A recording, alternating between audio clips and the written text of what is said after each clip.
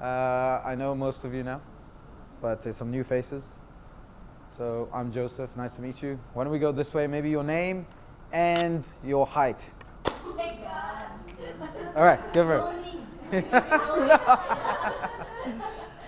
Veronica, 1.73. Wow. I'm Sandrine. Sandrine? Yes, I'm 1.6. Okay, nice to meet you. Hi, Christina, 5'3". Vipin, 5'8". I bet you've never been asked this question in a gathering before. Well, Wowie? short. Yeah. Vanessa, I'm 50. Petite, okay. Catherine, 5'3". 5'3". Irina, 5'4". 5'4". Confident, nose. Aiden, nice to meet you. 5'7". 5'3". Mr. Tara. With or without the belly? Your height, your height. Somewhere between 5'10", 5'11". Okay. And Manisha? 5'2". 5'2". All right, we got our first family member who's come in. Ajo, welcome. Woo! Super dad. So we're just doing introductions and then you have to do your best dance move. All right, but you can jump in right here. I know Ajay can do the moonwalk, bro. I've So- seen Ajay do the moonwalk. Come on, Ajay. So you just got to introduce yourself, your name and your height. Your height? 5'7", and your name? Ajo. AJO. So bro, do you want to use this for people's talking or no? Yeah? So, should I leave it on or just put it on when I go? Yeah, okay, great. Okay, so yesterday, you might have missed the session obviously, like some of you, but we went really deep, right? So before I go into this, I'd love to hear what happened for you yesterday. Did anything happen for you? Was it good? Yeah, so who wants to go first? What happened for you yesterday? Those that were there last night. You want to go? Yeah. Yep. So we were not able to finish it, but the thing that really struck me with the session yesterday was, we need to master 3 things so that we could be effective, that we could have the fullness of the kingdom, which is our time, our money, and our feelings. And that's really something that, yes, we need to really manage because it's God-given to us and we need to be accountable to it. Awesome. Thank you. Anyone else? Thanks, bro. Legend. Anyone else want to share what happened for you? Yeah, just pass that on. Yeah, I think also for me it was the same points, and it was like this morning recalculating my life to see, what am I, how much is the kingdom and how much am I really trusting Abba Father to be my provider, Wow. always being self-reliant.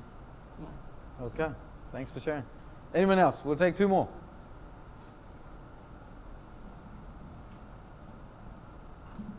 Something must have happened for someone. I think it messed me up completely yesterday because You might need to say that again. It messed you up? yeah, I didn't sleep well last night. It's about the relationship with your father. So my relationship with my earthly father was, I loved him, I had a very good relationship, but it was not a relationship where I could be very transparent and open or have those conversations with him. So I know he's there always, he will be there, but it was not a relationship like I think you were sharing with your children how it was never like that. And my dad never hugged me, I never experienced it, but I knew he loved me. And that was exactly the same relationship that I had with God. I could never, I love to talk, but I could never have those conversations with my father. I could actually write anything what was in my heart, I could write it down. And I was so like, I used to tell all my friends, you write down what you want and you see how God is going to bless you with it. It's not because God doesn't know what you want, it's for you to reflect. But somewhere that void was there of not understanding. So that relationship was not built. It was only on a paper, and I knew it's his responsibility to give it, and when I write it down, I get it. Yeah. So that she kind of changed for me yesterday. Okay. Awesome. Anyone else? One more.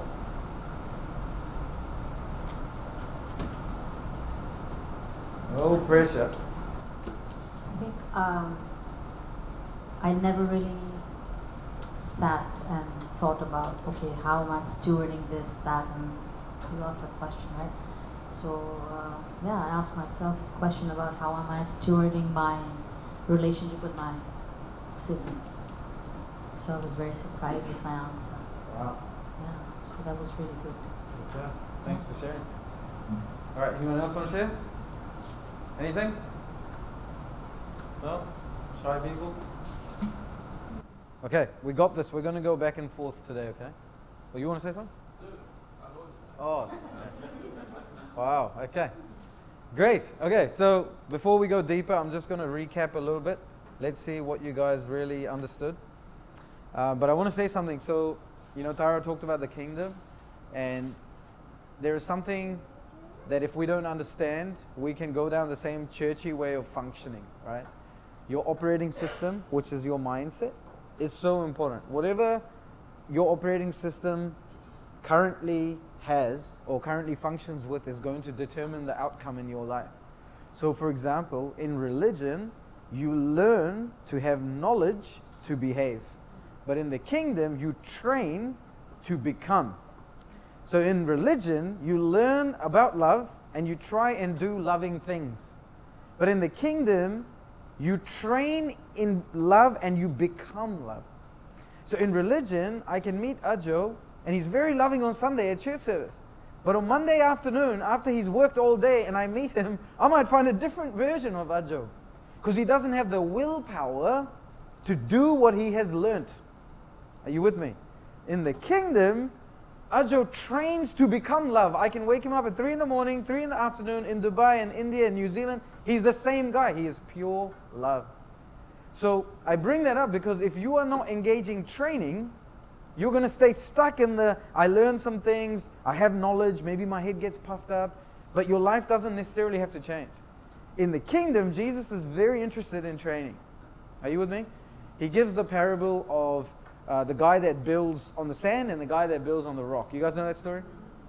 And what he's saying is that even though these two guys had the same situations in life come at them, one withstood it and the other could not. What made the difference? Anybody know?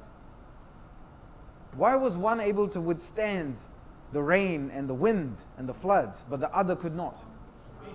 I know, we're foundation. This is what we get taught. We learn to know the knowledge, to share the knowledge. But that's not actually what he's saying. What is he saying in that parable? Doer of the word. You're a doer of the word. So you don't know something, you became it. You could know everything and your life will fall apart. Do you understand what I'm saying? But you train in a little bit and suddenly your life is sustained in a different way. So I'm giving you this example because in our lives, we will always revert to the level of our training, not our learning. In your life, when you have any trouble going on, when anything happens in your life, like a catastrophe, you will go back to your level of training, not learning. For example, if you do a self-defense class, and in that class, they just show you things. When somebody comes to attack you, you are not going to be able to do any of that. But if they spend 2 hours training you in how to flip somebody, and you do it the wrong way, and then you get it the right way, you are now trained to handle. Are you with me? So the kingdom was always supposed to be about training. So when Jesus comes, he grabs the disciples and he takes them straight to training. They don't sit down. They don't get knowledge. No, come with me. Where are we going? I'll show you. And he taught them as he trained them, so it became them. They didn't just know something, they became it. Are you with me? So I'm starting there because if you view all content as knowledge, you're going to miss out on the real fun. Do you get what I'm saying? Knowledge without mileage is useless. When you learn to put mileage to your knowledge, that means, okay, if God's really a father, let me find out. If God's really a good father, let me find out. If God really is going to provide for me, let me find out. That's where you start putting mileage to your knowledge. So when I'm coming here sharing with you, I'm not sharing with you knowledge. And you will, if you listen to me, you will hear tons of my own stories because there is mileage here. Are you with me? And so I'm saying this to you because as we go deeper in here, my heart is that you will practice putting mileage to the knowledge. Does that make sense? Any thoughts, any questions before we go deeper? Yes, so we learn by experience and by doing things that only by hearing. That's right. Until you do it and move in it, you don't know it. You only know of it. Just like God. There are many people that know Jesus. There are many people that know the Bible. But if you look at their life, the kingdom is not operating. Because you can know about something, you can know of something and never really know it. This even happens in marriages. You could be married for 20 years and never know your spouse. You know about your spouse. You know what they like, what they don't like. You know how they act, how they don't. But you never know their heart. Because that knowing requires a different type of mileage. Are you with me? So everything in the kingdom, everything you read in the Bible is an invitation not to knowledge, but into mileage. That means that every promise in this book, the Lord is inviting you into having it in your life, not knowing about it. So what happens when that's going on in your life? You have more fun living life with God than telling people about it. Do you understand what I'm saying? Like I have more fun doing life with God than I have coming here to talk about it. That's more fun than this. Do you get what I'm saying? But when you don't have mileage, then sharing your knowledge gives you more fun than actually living it. So I've met many miserable ministers because when they're on stage and they preach and they heal the sick, it's all great. But when they come off, the rest of the week, their life is... Most ministers get depressed on a Monday. Do you know that? Because on a Sunday, they're performing. They get so much value, identity. Then Monday now, they're like, oh, down. You know, I was a personal trainer, and I was a personal trainer to a pastor, my pastor. And I would go see him on a Monday. And I'd see what he's like on a Sunday, and then I'd see what he's like on a Monday. Total down buzz. Because this value comes from just sharing knowledge and sharing some things, not from actually living out with the Father. Are you with me? It's like a job. It's a job. And you get your value from it. Is that making sense? Yeah. So before I go deeper, I need you to understand that training is greater than just learning. And if you become a trainer, you will see a lot of fruit in your life. Is that cool? Are we okay? We went deep fast, right?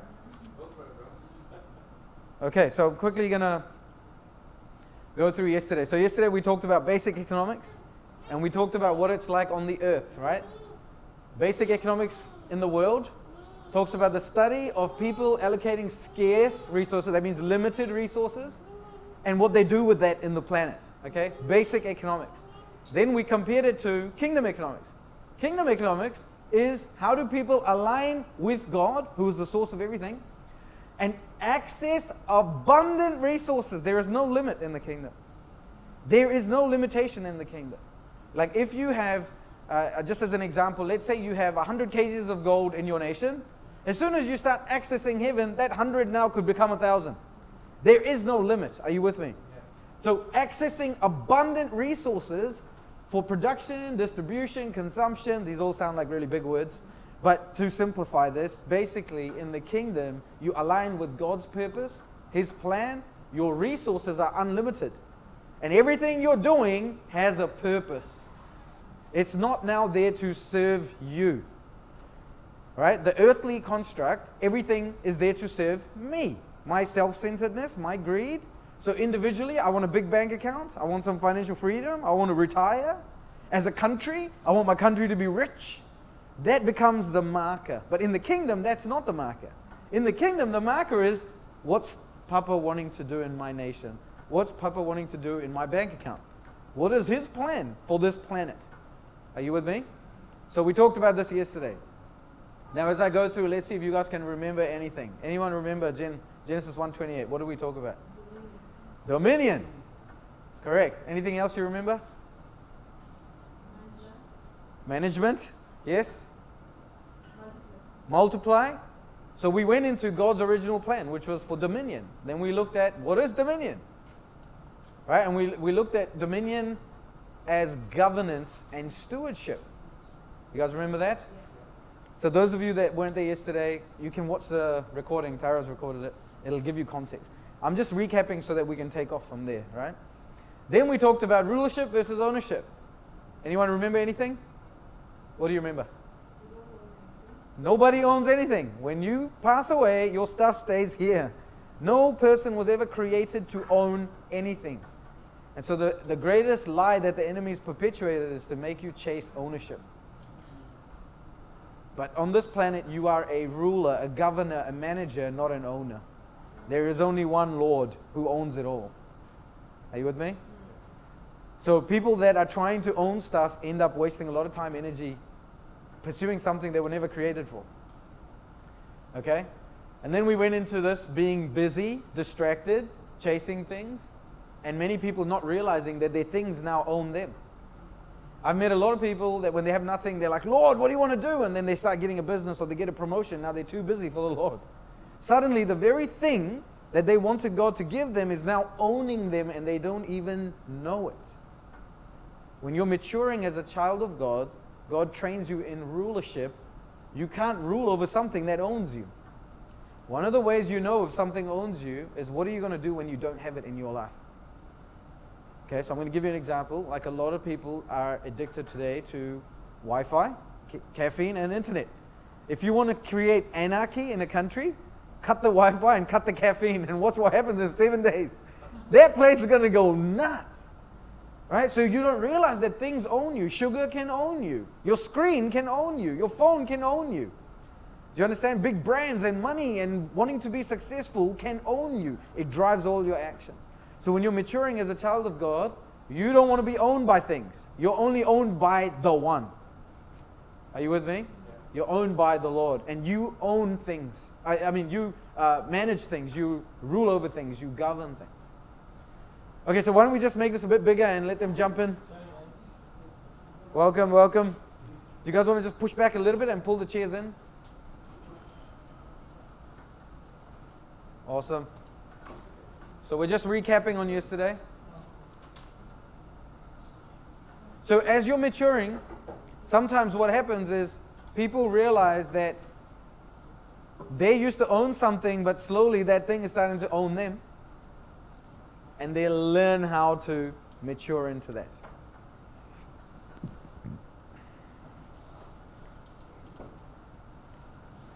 Okay, so let me clarify something to you. Why do we do this? Why do I make you all be in one line? Because most people will think, what's the point, Joseph? Just let them sit in the back. But you don't realize everything is training. So when you go into a church, you're being trained. You're being trained to sit in rows. You're being trained to sit down and listen. You're being trained not to look at one another. You're being trained not to necessarily smile. All this training is giving you a view of who God is. I'm submitting to you that God is not interested in all these rows. Everyone is equally important. And learning how to be seen by one another is the most important element in a family. Are you with me? And that's why this is important to me. Just in case some of you are like, why are you doing this, Joseph? Right? God doesn't have second-tier citizens. You know what I mean? Everyone is equally important. As a family, we learn how to make room for everyone who keeps coming, even if they come beyond the time you think they should come. Right? Are you with me? Is that okay? Are we okay? I remember a pastor when I started questioning him because we had like 25 people in this church. I'm like, why don't we sit in a circle? No. Why can't we sit in a circle? No. We don't do that over here. So whenever he left me in charge and he left, we'd sit in a circle. And everybody loved it. Looking at each other, talking to one another. So it's just intriguing, right? Anyway, coming back here. So we talked about rulership, ownership. And then we went into how in sonship, governance and maturity is the main focus. So just quickly, in the kingdom, you're not just a citizen now. You're not just a common peasant in the kingdom. You have been given this rank that you can call son. You have been given a birthright in the kingdom. Are you with me? So you're not just someone who exists within a kingdom. You're part of the royal family. Understanding that will shift your perspective big time. Okay, so sonship is the focus. Then we went into Jesus' demonstration of what it looks like in kingdom economics. We talked about how Jesus actually received a lot of wealth at his birth. Most people think Jesus was just poor, but Jesus was not poor. right? And then we talked about how they cast lots for his garment. Why would you cast lots for something that's budget? They made sure there was no blood on that garment because they wanted this expensive piece that Jesus was wearing. You guys remember any of this? Yeah. Anyone want to share what you remember from this? Anyone? The gifts given were the Magi. It wasn't 3 wise men. There was a whole group that came. They're kingmakers. It was worth around 4 million if you transfer how much money was given to Jesus at that time. Right? And then we went into this. Anyone, any thoughts on this? We are working with God, not for God. Working with God, not for God. Very important point. When you work for God, you're limited by your ability. When you work with Him, the limit's taken off. Right? Then we went into this. Anyone, any thoughts on this?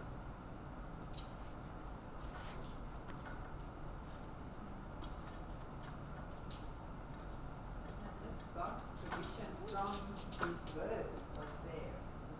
That's how He then earned His own money. So He never had lack, and God's provision was there the whole time. Yes. And then we looked into this. Any thoughts around this? No, the supernatural He started His money. Yes? Childhood, you probably have pocket money. Childhood, He got pocket money. Yeah. Yes, Jesus received pocket money. You know, one of the greatest things He did was He laid down His divinity and submitted Himself to the Father to live a life like you and me. Do you know that God can create 30-year-old men? Do you know that? He did that. That's how everything started. Adam was not a baby. Adam was not a baby. He created an aged man. So if He wanted to go again, Jesus could have come like that, but He comes as a baby to demonstrate a life for you and me. And He walks through everything you and I walk through. The Bible says He was tempted in every way, like you and I would be tempted. So that He could connect with you. So that you could know that actually He's walked the planet like me. And He demonstrated something that's possible for you now in the Spirit. Are you with me? And so we talked about this. We talked about how He then went into His own business. Then from there, He left the business because He came into a supernatural way of life. Okay. Then we went into the 3 different realms: provision, overflow, and multiplication. I'll quickly touch on this right now. Okay. Tonight, this whole session, like last night and today, is mostly around provision because most of us have not enjoyed provision. Do you understand? Like when we look at that word provision, we think it's less. Because earthly mindset, we compare this to this to this. So automatically we think this is the greatest one. We must get there. But heaven doesn't function like that. Are you with me? When you're born in a royal family, you have a birthright and an inheritance from when you are born. You are already as rich can be. If you can understand that, you're not trying to rush from here to there. Because we're not in the world system.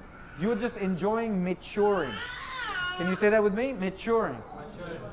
So tonight we're going to focus on this, but I'll quickly touch on overflow and multiplication. Right?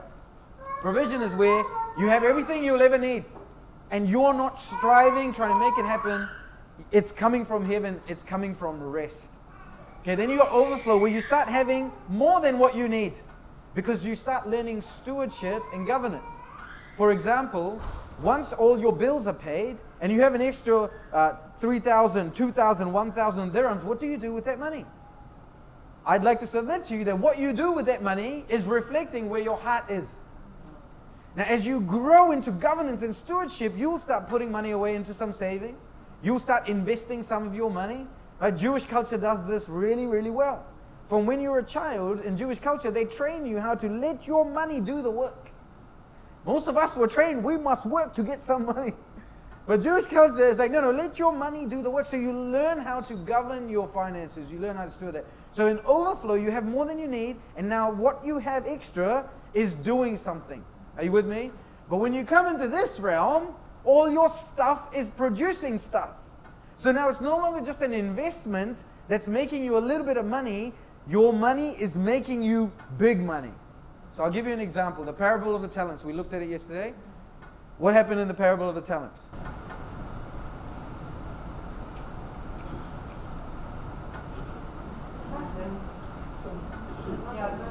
One dude is not multiplying. Yeah. But let's go through the story quickly. So how did it begin? Okay, but before that, we got to start at the start. What was at the start? There's a master. If you don't understand there's a master, you're going to play some funny game, and this world is going to try and be your master. You're going to have to know there is a master, otherwise this world and mammon will try and become your master. There is no middle ground. You're either in the light or you're in the dark. There is no shades of gray here. Are you with me? So it starts with there's a master, okay? And the master does what? He gives talents. What is the condition of his talents that he's giving? There is a condition. No. Before that. How does he decide that he gets 5, he gets 2, and he gets 1? According to their ability. These are very important things for you to remember, okay? He doesn't just go, oh, I think, I'll do a shirt, I'm going to give him 5. I'm not a fan of her shoes, I'll give her 1. No. According to their ability. That means that when I give him 5, I give him 2, and I give her 1, they're all at what percentage of capacity? 100%. So he's not actually going, you're better and you're not, no. He's like, I give you what you can handle. Do you understand what I'm saying? Now most of us go, why didn't I get 5? Why didn't I get 10? It's irrelevant because he gives you what you can handle to make it better for you. Make sense? So he gives 5, 2, 1, each according to their own ability, and then what? He leaves, no, before the multiply, he leaves, and what does he say to them? Roughly, pardon? I'll be coming back, so put the money to work, do business till I come. Alright? Okay, then now we know he goes and he comes back, and what does he find?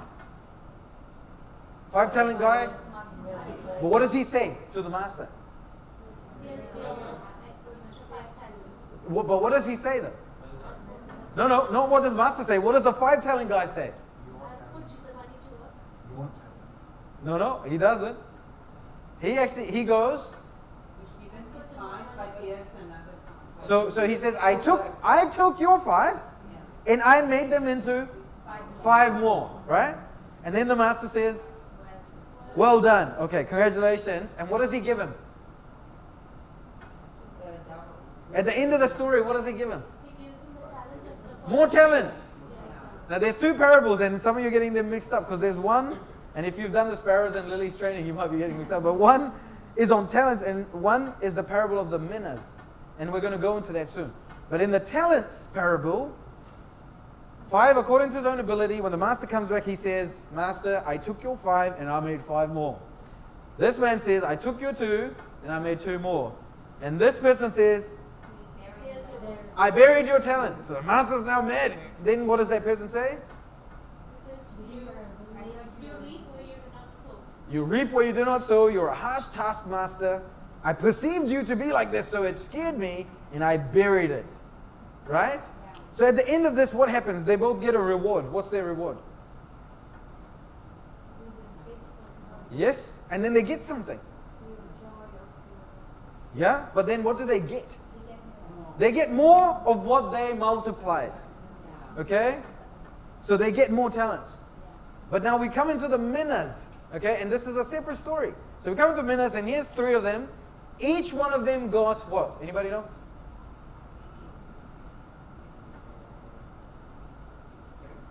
So just for time's sake, I'm going through this. But each one of them, they got the same. They all got 500 minas. So now it was not about their own ability. Are you with me? They all got 500 minas. And when the master goes back and he comes back, an interesting thing happens because the first person says something. Do you know what they say? This first person says, Lord, your minas have made minas. So this guy says, I took your 5 talents and I made them into 5 more. Because it was according to his own ability. Congratulations. Enjoy the overflow. This guy says, your minas made minas. Are you with me? Yeah. He's understanding something bigger than his ability. Right? In this case, her ability. Does that make sense? Yeah. So in the overflow, you're still moving in your ability, but when you come into this realm, it's bigger than your ability. And what the Lord does, at the end, the Master says something. Anybody know what the Master says to these people? Your minas have made minas. What does he say? What's the reward? So he says, well done and all that stuff, but then he gives them something. Here he gives them back talents. Yeah, but he doesn't go, okay, here's more minas. He says, I will make you ruler over cities. Because you have understood governance, stewardship, ecosystem. Here you learn how to fill your bank account and have more and maybe share it, good on you. But here you learn how to run a nation. Do you see the maturing? Yeah. This is not wrong. This is a phase to that. Are you with me? Yeah. So when you understand this, you will be able to see that a lot of you, if you're in this phase, when you enjoy this, you will come to a place like when you start a business. What is a business? According to your ability, Father leads you into something, and He's letting you do business with Him to take the 5 and make it 5 more. Because in that you learn something. But then eventually you come to a point where your money is going to start making money all over the place. Are you with me? Any thoughts, any questions? Are we good? Now in all 3, God's taking good care of you. On the earth we think, oh, provision, it's just a little bit. And I'm going to break that open for you soon. But in heaven, there's no difference here. The only difference is what it looks like on the earth. But the source is still the same. Are you getting what I'm saying? Yeah. All of us right now have access to the same resources in heaven. But whether you will see it on this planet or not is determined by what? Your maturity. Yeah. Your maturity. How much can you handle? A good father is not going to give you a blessing that's going to end up becoming a burden. Do you get what I'm saying? If you have never run a business and I suddenly gift you a business where you have 100 employees, it's not a blessing to you. When you're getting calls from HR and this person's fighting with that person and your contracts are not going through, do you understand what I'm saying? Where there is no maturity, a blessing becomes a burden. Many people don't realize they're praying for burdens instead of maturing into a blessing. But we pray for burdens because we don't believe our God wants to bless us. Are you with me? So provision is where all the fun happens, and from there you enjoy this journey. It doesn't become a dread. Making sense? Okay, so then we went into how Jesus lived from 0 to 12. He got pocket money. Then we went into from 12 to 30. Jesus did business. He was in overflow. He was using his talents and making stuff from it. But then from 30 plus, he went into a new realm, right? Where everywhere he was going, things were just coming to him. He had supernatural access to resources. People were giving him money. People were giving him rooms. People gave him a donkey. Everything he needed. A fish gave him a coin. Bread gave him more bread. Because he was starting to live from another dimension. He matured into that. He didn't just one day expect it. He grew into that. Are you with me? Yeah. Okay, and then we talked about this. This is the biggest difference. If you want to know whether a business is actually a kingdom business or not. If you want to know whether the kingdom is expanding in your life, these 2 things will be there. If they are not there, you will know there is some kind of problem. Because these 2 things are so important to your king. A lot of people use the word kingdom, kingdom, kingdom, but many of them are trying to be the king of this kingdom. And the enemy loves it when you want to create your own kingdom and be the king. Because if you have a kingdom where you're the king, he is the king over you. There is no shades of gray. If this is not happening, what is this? Love God with everything. It will be evident that you have a love for Jesus. And I don't mean religious. I don't mean you're running around beating people with a Bible telling them to get saved. They will see your love and know your Father. I'm talking about the Jesus kind of love where you will lay your life down for someone who deserves a punishment, but you will swap seats with them. I'm talking about the kind of love where you don't mind a loss to help someone else win. Are you with me? We could do a whole week on that. But then there's the Great Commission, which is discipleship, right? We talked about yesterday. Then we went into your view of God, right? The way you view God is the most important element of your whole life. Because how you think He is how you think He is towards you, and you respond to that every day. So if you think God is a harsh taskmaster, you'll be scared because you don't want to disappoint him. So what you will do is bury all your talents. You're scared to use anything because you're scared he's going to judge you and it's all over. Making sense? So your view of God becomes very important. Then we went into, we talked a little bit about the one talent guy and how he was so afraid and that's why he didn't know what to do. And then we talked about this, 4 different ways that you can connect with God. You can be an acquaintance, you can be a servant, you can be a friend, or you can be son. So make sure you watch yesterday's training. It will really give you more insight in all of this. Okay? And then we talked about mammon. And this scripture talks about how mammon's trying to be your God. Mammon is not money. Mammon is everything that comes with money. Freedom, security, comfort, glory, power. Mammon tries to give you all these things that actually are meant to come to you through God in the light instead of through mammon in the dark. Okay, so we went through all of that. And then we talked about how do you know if mammon's ruling you? It rules your thinking. So you make all your decisions based on mammon. Right? Which country will I get the best job, the most secure job? Where can I go to get the most money? All your thinking is around the system of this world. And so then it controls all your decision making. I know people that move countries, move regions, just because they think it's going to be, the grass is greener on the other side. But in the kingdom, you learn very quickly, the grass is green where you water it. Yeah. You could be in the midst of a war-torn country and prosper. You can be in prison and prosper. You could be in the worst situation with the most corrupt government. You could be in Zimbabwe with all the drama happening and prosper. Because the kingdom of God is not limited by earthly constraints. Now your prosperity might look different depending on the expression of the nation. But it will still be prosperity. Are you with me? Yeah. So many of us don't realize that we put the rules of the land onto the kingdom. And so I talked about yesterday how one of the things I've heard from business people is that in Dubai, the payments come late. And they expect it late. But just because the 99 people expect it late doesn't mean it's going to be late for you. Yeah. You'll get to decide that. Now, the funny thing about our mindset is we'll read Psalm 91 and we go, 1,000 fall on my left, 10,000 on my right, it will not come near me. So why is that different to when you get paid? You believe that for healing. Why can't you believe that for you getting paid? Might be happening to this person and that person, but it doesn't have to happen to you. It's according to your faith. Let it be. Are you with me? So the rules of your country don't have to dominate you anymore. Because you belong to a different country. You are a citizen. You are royalty of a different nation. You have a different king. And he supersedes all of this stuff. Are you with me? Does that make sense or did I lose you? No, we're good? Okay. Still recapping. And then we came to how do you receive from a good papa? And this is what we're going into today. How do you receive? So we got to go Matthew chapter 6, 25 to 34. I'm going to unpack this slowly and feel free to go back and forth with me. Okay, but we're training, so remember that.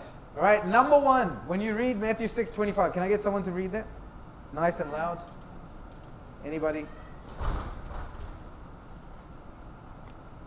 Therefore, do it. Therefore, I say to you, do not worry about your life, what you will eat or what you will drink, nor about your body, what you will put on. Is not life more than food, and the body more than clothing? Awesome. So Jesus starts to go into, here is how you are going to learn to receive. And the first thing he says is, what does he say? Baby, don't worry about a thing. Bob Marley understood something. And he sings about these 3 little birds. Jesus is mentioning a bird here. So he may have been onto something right there after a little bit of smoky tokey. But see, one of the things that happens when you drink, and I'm not condoning any of this, by the way, and Tara doesn't do any of this, by the way, but when you engage some substances, all your inhibitions, so your fears, your worries, all your preconditioning drops. And you're able to just experience what is. Are you with me?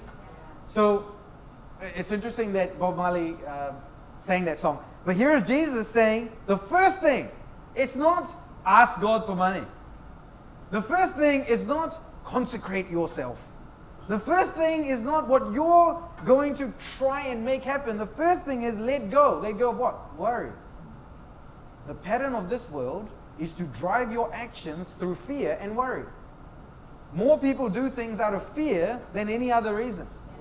And so worry now is the root cause of most sickness. Because your being was not designed to worry. So when you put your being under worry, your hormones, everything goes out of whack. Because your body's like, I was not designed to worry. What's going on?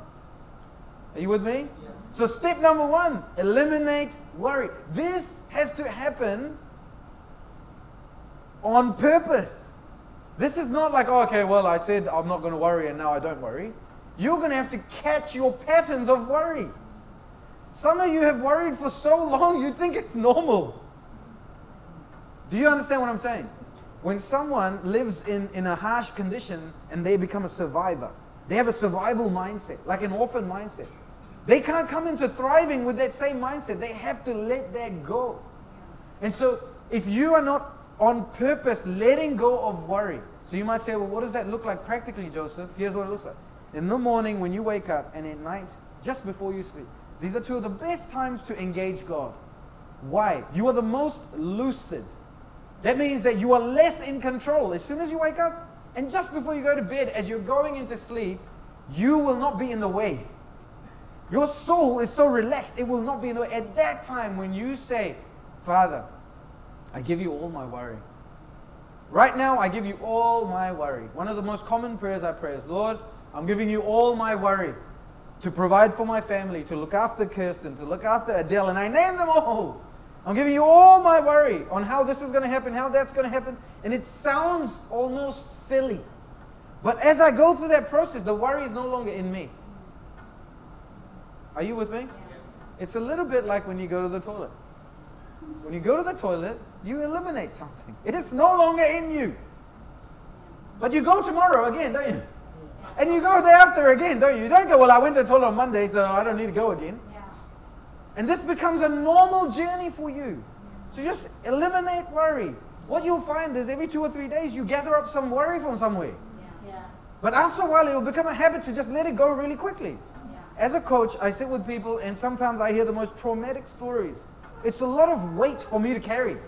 So I have a habit at the end of my coaching calls to just eliminate my worry. So people go, Joseph, doesn't it get too much? How do you handle that? No, I close my eyes and I imagine these people I just spoke to and I just go, Jesus, they're yours. I can't carry this. I'm not designed to carry this. And all the trauma I just heard about, I'm not going to...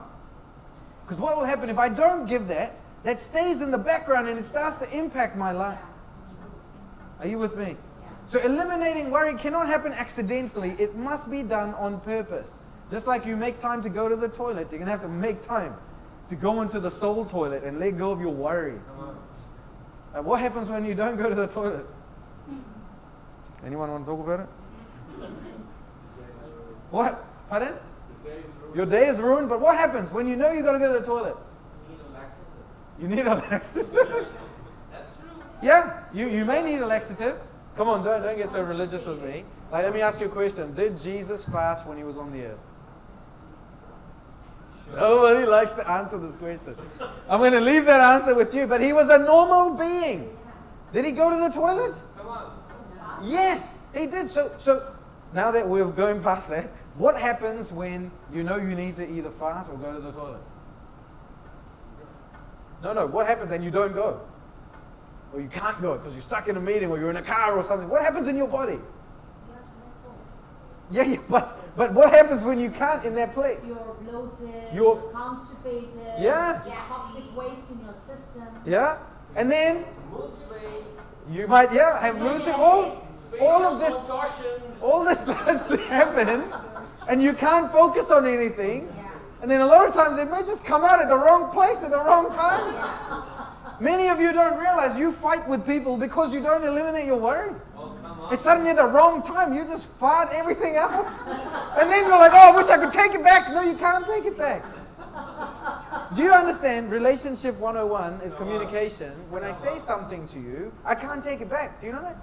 So if I say something to you in the moment, and it's really bad, I can wreck you. I can't take it back now. And so having good hygiene. Soul hygiene, eliminate your worry. Will stop you from pooping and fighting in the wrong places Bro, that with was the a wrong marriage people. message, bro. You should have that on the marriage tape, bro. That- If you can understand, I'm giving you a real life example because this happens all the time. So then what people do is, oh, I need to be better with my wife. No. If you just have better hygiene, you won't have to worry about that. Yeah. Are you with me? Preach it. So worry is a waste.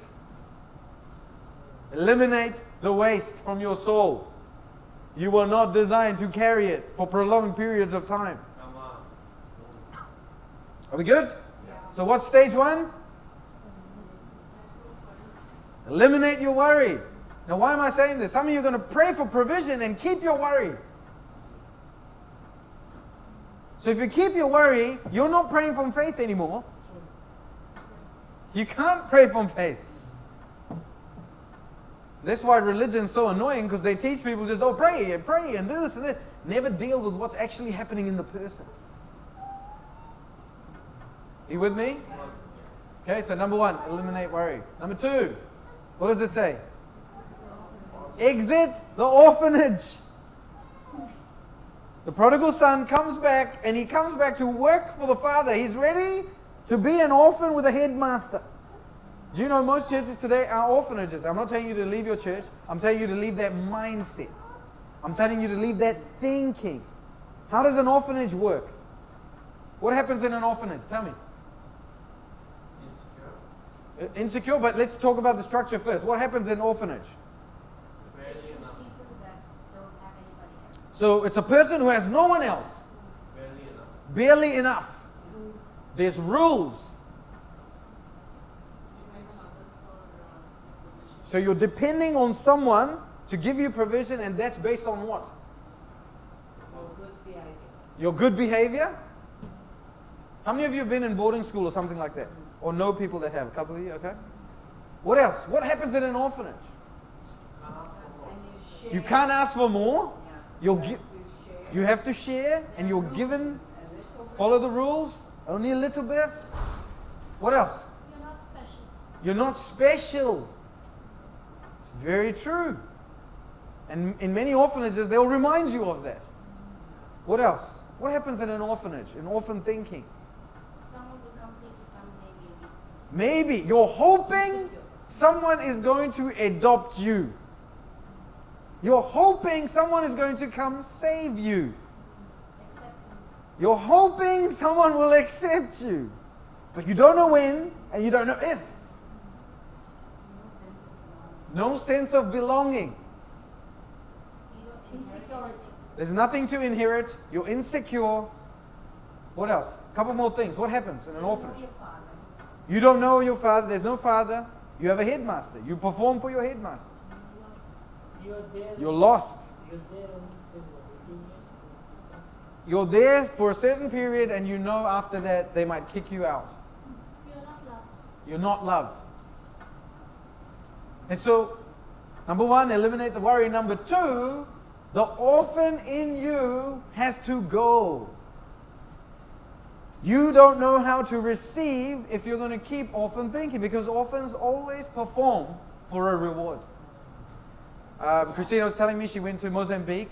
I heard Will Hart talk about, Pemba, Mozambique with Heidi Baker, of how when they would get orphans to come in, new orphans, because they have an orphanage and they bring children in and they bring them into adoption into a family, right? But these kids would come, and these kids usually have had to fend for themselves, provide for themselves. So when they come to eat, they'll eat so fast and they'll eat so much that they're bloated, and then they throw up. Then they go straight back to eating. Because the kid is thinking, I don't know if I'm going to get a meal again. I better look out for myself. So that's a bit of an extreme example, but we don't realize when you have orphan thinking in your life, everything is on you. Even though there is a God, you treat him like a headmaster. You're scared to ask for more. You don't know if you're loved. You don't know if you're accepted. You're insecure, hoping someone's going to save you because you think God is just watching and maybe he'll come and save me. And you start behaving like it's all on you. This orphan thinking is so subtle that many of us think that that's the way to live. You know, one of the things like Romans 8 that says that you've been given the spirit of adoption. Do you understand adoption is something that must be received? It can't be forced on you. I can't forcefully adopt you into my family. I can offer you adoption, but then it's up to you whether you want to receive it or not. Are you with me? How many of you have seen these scenarios where somebody gets adopted? Let's say Ajo gets adopted into Manoj's house. Manoj is a father. He adopts him, and Manoj has 3 other children. And now there's a 4th kid, Ajo Kumar. He takes the last name. He now lives in the same home. Manoj gets him his own bedroom. All his kids are going to a school. Manoj is now going. Ajo is now going to that school. So Manoj is giving him everything. He's giving his kid. He's holding nothing back from this child he has adopted. Are you understand what I'm saying? And he actually brings him in the home. But Ajo is still deciding whether this guy's going to be his dad or not. Do you understand what I'm saying? Like many of us will happily receive that, okay, he's my provider now. And he's a better provider than my headmaster. So I'll receive the provision. But the minute Manoj sees something in Ajo and he's like, look, I don't think you should be doing that. Suddenly Ajo, but you're not my dad anyway. You're not my real father anyway. See, in maturity, you start to let God be dad. And one of the things you'll see in the scriptures, he says he only chastises or corrects or instructs those that are his. He doesn't realign those that are not his. There's a reason Jesus is not correcting Judas. But he's correcting Peter every chance he gets. He knows who is his and who is not. Sorry, I think I pressed something. Too hyped up. Huh?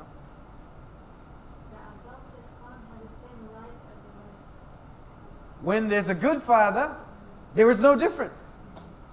When there is a good father, you will find Manoj won't say, oh, there's my children and there's my adopted son. That word doesn't even come out. But if that's what you've seen, that's what you think God does. Oh, this is my adopted child. It's my adopted child, Ajo. Why make the separation? I'm either child or I'm not. Are you with me? But that adoption must be received, and it's always going to be up to him. Have you seen some of those videos where a stepchild or an adopted child suddenly acknowledges the parent? You know, and they're like, I just want this to be public that you are my father. Can you walk me down the aisle? Why is it such a goosebump moment? Because the adoption was received. Many of us don't realize we hang around orphan thinking. We're hanging around the home that's still living like orphans. So that orphan thinking has to leave. So what does this look like practically? Practically, it looks like you think everything depends on you. When I moved to New Zealand, I was 11 years old. My mum, dad, my 2 sisters, they were in their teenage years. My mum, super qualified psychologist. My dad had a business. They leave everything to go there. And suddenly my mum's not getting a job because they're saying that she's overqualified. So for 4 years, my mum never got a job. Like, what is overqualified? I don't even know. But she couldn't get a job. My dad's taking any job that he can. My sisters are dealing with new country, leaving all their friends because they were older than me. So they were just building a base in India. They had to leave it all. So they're going through their drama. And I'm here loving New Zealand. But then I start facing all this racism. I start facing some problems. But I can't go and tell them at home because they already have enough. And so Joseph starts to develop this, okay, bro, you got to look after yourself. So I stopped going home straight after school. I'd go hang out here, then come home late at night. And I started to build this pattern of the orphan.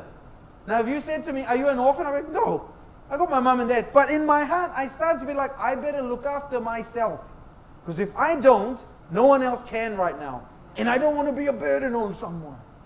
So I started developing this pattern of an orphan where anytime I got a chance, I will try and get money for myself. I will try and get a gift for myself. I'll try and look out for me, number one. Are you with me? And suddenly I became very, very selfish. Because for me, it's like if I don't look after me, no one else is going to. And so this orphan thinking started to grow in me. So when I meet the Lord, and He's like, you're not an orphan anymore, it was really hard for me to let that go. And practically it looked like, Joseph, stop trying to provide for yourself. Do you know that you can't say, God be my provider, and you be your provider at the same time? Yeah. You both can't sit on their seat. So if you're saying, Lord, you're my provider, you need to get your butt out of their seat. Yeah. You can't have them both. Yeah. Are you with me? Yeah. And that's usually the hardest part. So multiple things happen in my life where I could have made something happen, but the Lord would be like, nope, don't touch it. Don't touch it. And at the beginning, I'm just like, ah! And then after a while, watching Father come through, I was able to receive that adoption. Are you with me? So practically, this looks like letting go of all the pressure and all, stop trying to be source for your life. So at the end of today, when we pray that prayer, God will reveal to you places in your life where you are thinking like an orphan. One of the things that happens to an orphan is you have a poverty mindset. You don't believe in abundance. You need to make use of everything you can, because if it's gone, then there's nothing. So I used to drive a Mitsubishi Mirage, okay, this old sedan. And it was a nice car, and that was my sales job car. I used to drive all around Auckland, hundreds of kilometers. It used to cost me $65 at that time to fill my tank. Right? I did that for 3-4 years, and then I started this fitness business, and then the Lord's like, here is your car. He leads me to this car. I buy the car, and I never think about, this is an SUV. It's going to carry all my weights, all my gym equipment, and it's probably going to take more gas. I never thought about that. So the first time I went to fill up gas, I put the thing in there, and I'm watching, and it's gone past 60. I'm like, okay, gone past 80, gone past 100, gone past 125. Now I'm like, this is double the gas. And from within little orphan Joseph, who's going to pay for my gas? And straight away this complaint to the Lord. Do you know what's happening? Because that's what orphans do. They don't know how to live with Papa. So straight away this fear is gripping me, not because I have to pay the gas once, but now for the rest of my time with this car. Instead of paying $60, I'm going to pay $125. And it freaked me out. See, yesterday I talked to you about the most important element is your sensitivity, your awareness. Right? So if you become aware, you will catch a lot of things in you that you're like, oh my God, I'm the problem here. So in that, the Lord was like, what if I pay your gas, Joseph? I'm like, oh yes, Lord, that sounds great. And then you slowly mature out of that. Now paying $200-something for gas doesn't shake me. But at that time, it was freaky. Are you with me? Yeah. Now that's my example. I don't know what your example is going to be, but it's going to be something. My poverty mindset. So I get saved, and the Lord's training me in all of this. And a year and a bit later, He starts talking to me about how selfish I've been my whole life. Right? Why was I selfish? I was selfish because I felt like no one's going to look after me. So now He's like, I'll look after you. You don't have to be selfish anymore. So my mother's birthday comes along, and the Lord's like, I want you to buy her the most expensive clothes you can. I'm like, why? It's like, because you love her, and you are like me. So I'm like, oh, that sounds great. So I'm like, okay, Mama, let's go buy you some clothes. You know, what's wrong with you? And I'm like, no, it's your birthday. I want to bless you. Da, da, da. She's like, okay, I'll take you to this place. So I go to this place. It's called Smith & Co.'s in New Zealand. Right? It looks like this normal shop with granny-looking clothes and stuff, you know. And these like little tops and skirts and stuff. So I'm like, okay, maybe a couple of $100. My mom picks these two things. She puts it on the counter. It's $900-something. I'm trying to hold my jaw. I'm holding my heart. And then I'm like, what the heck? How can something like this be worth $900-something? And in that moment, right? Who's your dad, Joseph? Do you understand? Kingdom's all about training, not about learning. If I didn't swipe my card at that time, I missed out on an upgrade. Do you understand? The sensitivity. So if it's about training, every day your Father is training you in something. If it's about learning, you have Wednesday night home group for learning, Sunday for learning, and the rest of your life you do what you want. You can't expect the same inheritance. If you live like an orphan, you can't expect the benefit of being a son. So when I swiped that card, something happened in me. Are you with me? Right? Is this okay that I share some examples? So there's a season of my life, I'm meeting all these people for coffee and lunch, and then the Lord's like, Joseph, the kingdom pays for everything. I'm like, that sounds great. And then I hear it again, the kingdom pays for everything. Oh, that sounds great. I want you to pay for every meeting you have this week. Right? Because I'm like, okay, some coffee's like, so now I'm sitting with people on Monday, and I'm like, okay, buy a drink. Oh, I want to have some lunch. Which part of the menu are you going to order from? The expensive part. I just need to go to the toilet. I walk to the toilet the whole time, like, kingdom pays for everything. Kingdom pays for everything. Kingdom pays for everything, Joseph. And He starts to mature me in training. This is not theory. If you leave it as theory, you will have theoretical results, which is nothing. Do Do you understand what I'm saying? So that week, man, I'm like pay waving my way, swiping my way in all these transactions. By the end of the week, the hold left me. Because at some point, you die to it. And you become alive in something else. Are you with me? I went to the service and the Lord's like, I want you to empty your wallet. I'm like, there's nothing in my wallet because everyone pays automatically, you know. But I pull out my wallet and suddenly there's a 50 Singaporean dollar note sitting in the back. I'm like, why is this here? Oh, my mother, when she gifted me that wallet, put this 50 Singaporean dollar in there. So I'm like, okay, let's put that. When I put that money in there, I heard like a whip crack off me. Have you ever heard a whip crack? Something like that in the spirit, crack. And the Lord was like, poverty is breaking off you. A few weeks later, I had another moment. Empty your wallet. I'm like, Lord, I don't carry cash. I pull it. One of my clients had decided to pay me cash a week back. So all this cash is sitting in my wallet. Do you know now when cash sits in my wallet, I almost know that at some point the Lord's going to be like, right? So I empty my wallet, crack. And that was it. Poverty. Lost its hold on me. Boom. These are practical things. You have a practical father. He's not some theoretical cloud guy over there. He's doing life with you. Are you with me? Is this making sense? Yeah. Is that okay that I'm sharing this? Yeah. So I wonder what he's going to call you to as he breaks things off you and pulls you into governance. Are you with me? Okay, I'll share one more story. I think this will be good for you, right? It's interesting how much God is interested in you learning how to give and receive. Can you say this after me? Ecosystem. I must give. I must also receive.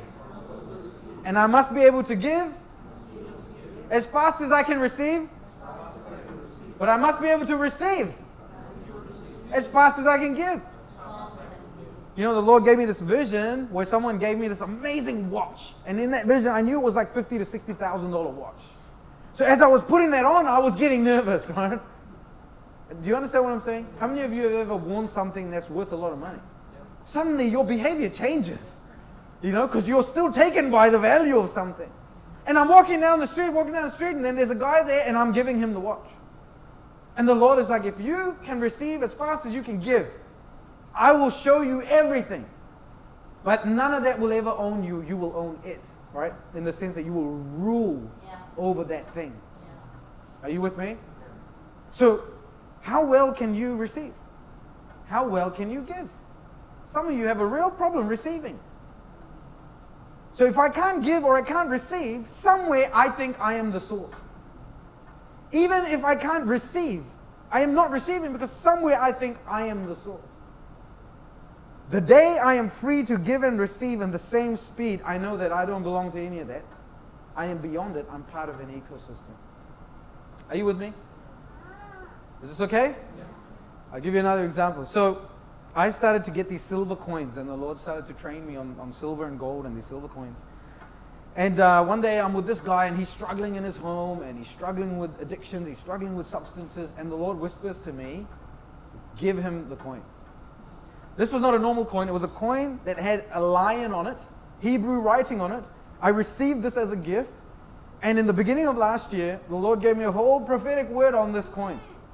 So I love this coin, okay? It's been 6 months with this coin. So as soon as I hear the Lord say, give him the coin, my response is, I rebuke you, right? Devil, it must be the devil. I rebuke you, Satan, get away from me. But deep in my heart, I know my Father is wanting, but I'm attached to that coin. And this is part of maturity, right? There's a point here with this. So I don't give the guy the coin. Now I know all you holy people would have given him the coin straight away. I didn't give him the coin. I got in the car and I drove home, and my home is 2.5 hours away from this guy. So the whole drive, I am thinking about, man, the Lord asked me to give the coin. I didn't give him the coin. Was it really you, Lord? No, it wasn't you, Lord. By the time I get home, I know it's the Lord. And I accept it and I repent. Right? I'm sorry, Lord. I should have given the coin. But I'm not mature enough yet. And this is why I talk to you a lot about maturity. Because if you're all about performance, you will start to feel like you missed out on something. Something's finished. You did wrong. And it's over for you. But I just carry on my life with my Father, because my Father is not hung up on my mistakes. Are you with me? He already revealed to me my maturity in that action. He does not have to now beat me up about it. We both know that I'm not ready to give that coin. And he can move on to other things. So a few months go by, I end up in Australia, right? I end up supernaturally in Australia at this place. And I meet this new age lady. My friends take me to her home. And she believes in all kinds of spirits, all this kind of stuff. And we're sitting there and the Lord's like, okay, give her the coin. Because now I'm like, does she value the coin? She doesn't even really know you, Lord. Like, all these processes in my head. Give her the coin. So now I have the maturity to at least give her the coin. I give her this coin, and when we're praying, she has a vision, an encounter with Jesus. She's crying, and she goes deep with the Lord in that moment. So I'm like, wow, this was great. My coin facilitated something amazing. A few months go by, and I'm doing a men's weekend, okay? Like this. I'm doing a seminar, and after I finish, this guy comes up to me, and he gives me a coin, and it's the same lion coin. I looked everywhere online to find another lion coin. I could not find one. Somehow, this guy gives me a lion coin. Now I'm like, wow, Papa, you're so good. I gave it, you tested me, and now you gave it back to me. It's amazing. Put it in my pocket, excited, living life. Next month, I end up in a home. We're hanging out. There's about 8 or 10 guys. And that first guy is there, and it's his home. And we're just talking about him, lots of different things. And suddenly the Lord was like, here, I'm giving you another chance. Give him the coin. But this time I was so happy to give that coin. I'm sharing this with you for a few reasons. Number one, right, God is interested in all the things that your heart entangles with. There have been times where I've said to the Lord, I'll buy this guy another Bible. Why are you making me give him my Bible? Right? I'll buy this guy another new thing, more expensive. Why are you making me give him my t-shirt? I was in this country and I'm leaving in a singlet. It's a very hot place. It's a Pacific island. I'm going out of the room and the Lord's like, wear your shirt. And I had this t-shirt. I love this t-shirt with a lion on it. Interesting. There's another lion. So I put the t-shirt on. I'm walking by this guy. He's singing and the Lord's like, give him your t-shirt. And I'm like, I'll buy him a t-shirt from this shop that's worth way more. But God is like, the shirt that your heart has entangled with is worth way more than any monetary thing on this planet. Are you with me? This is why sometimes God will ask you to give something to someone because your heart has entangled with it. It carries a different frequency now. Are you getting what I'm saying? It is more powerful than you buying someone something else because your heart is not entangled with the new thing. Making sense? And so in the giving and receiving is your maturing. It's not just in the gifts. Sometimes it's in little things that you love that actually have no worth. In the giving of your time. In the receiving of someone else's time. In the giving of gifts. In the receiving of gifts. In the giving of money. In the giving of service. In the giving of attention. Giving and receiving is not just about money. Money is an example of it. Learning how to be in the ecosystem of heaven is beyond just money. Are you with me? I'll give you some more principles. Like, here's another principle. One of the things we're taught in the world is that you give people things that they deserve. Right? So if you get served by someone and they serve you really well, you're like, oh, give them a good tip. That was amazing. If they don't serve you that well, maybe no tip. Or maybe a little tip. Because we're taught to give based on performance. So when I live like that, guess what I am doing in the reception column? If that is how I give, that is how I receive. So that means everything I do, I am determining, oh, that was good, I deserve more. That was bad, I don't deserve more. And you start to live in this realm that's controlled by your mindset. Are you with me? But when it comes to generosity, when it comes to honor, in religion, you learn how to be generous and you do generous things. In religion, you learn what honor is and you do some honorable things. But in the kingdom, you are generous. That means I'm generous to one who deserves it, one who doesn't deserve it. Because it's not about them. I am generous. Do you understand what I'm saying? Like, I am Indian. I'm Indian to him and I'm Indian to him. Because it's who I am. I can't change it. So in the kingdom, I am honor. I'm not honoring someone because he deserves it. I can't help it. I am honor. Do you get what I'm saying? So now love, even if he doesn't deserve love, I am love. So the way that you give is the way that you receive. And you'll start to realize in your ecosystem after tonight how you function. There are times where you withhold from someone because you are still about performance. And that means that things are withheld from you because you don't receive it because you didn't perform as well as you think you should have. Are you getting what I'm saying? And we get to come out of that realm, the second heaven realm. We get to come out of that into a new dimension. Ephesians 2:6, you are seated in heavenly places with Jesus. You are beyond all this stuff. You can live from pure love, from pure honor, from pure, you are generosity. Are you with me? So we took a bit of a bunny trail. Hope that's okay. But the orphan is trying to be source. And you will have to catch the orphan. So number 2, exit the orphanage. The orphanage is your mindset. Are you with me? You are no longer an orphan. You have a father. And it will take you a few years to learn how to deal with your father. If you've been an orphan for 20 years, you don't know what it's like to be fathered. You don't even believe that your father wants to sit with you and have a cup of coffee. You always think there is another motive. I want to give you this example. I had a friend who used to go to Asia a lot. And in Asia, there's a lot of sex trafficking that goes on. There's a lot of dodgy things that go on, right? And he shared the story with me. One of his American friends went to Cambodia and rescued a couple of girls. And adopted these girls into their family. So now he had 2 daughters, his wife, and they adopted 2 more. And so one weekend, his wife and the 2 daughters went away on a retreat. Right? This is a few weeks after they adopted these girls. And so this guy's asleep, and his natural kids are gone, his wife's gone, and these 2 adopted girls come and jump into bed with him naked. So he jumps out of the bed and he's freaked out. What are you doing? What are you doing? And the girls are like, isn't this why you adopted her? That you will do this to her? And that was their thinking, that nothing comes free. That even if we have a father, he wants something from me and I need to give it to him. Are you with me? Orphan thinking. And he just broke down crying, not knowing how to respond to these 2 girls who don't understand that love is just given. Do you get what I'm saying? So we have all this orphan thinking that's very subtle and we may not realize it.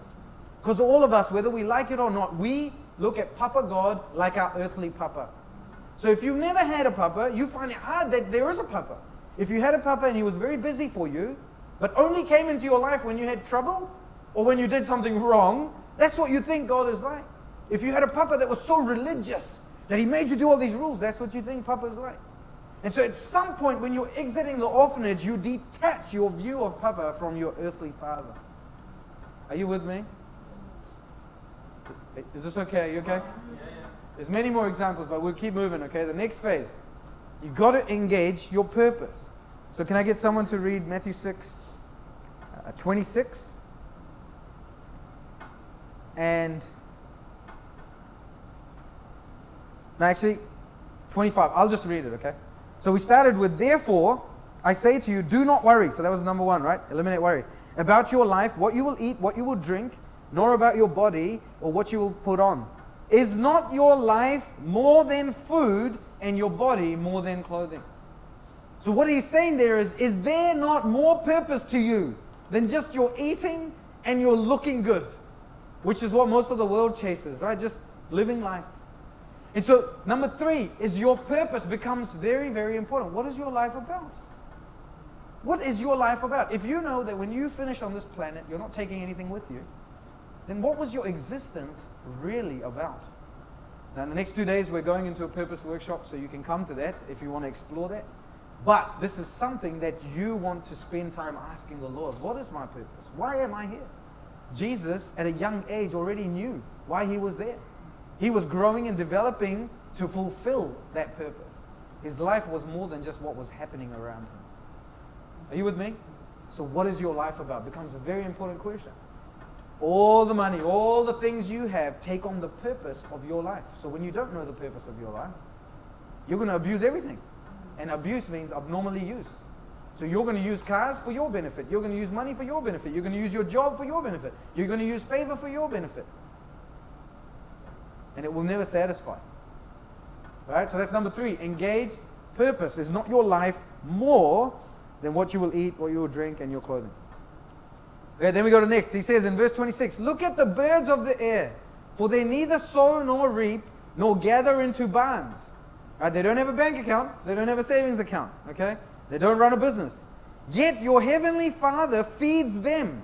Are you not of more value than they? So number 4, embrace your value. Now the definition of value is what someone is willing to pay for something. That is how you define value.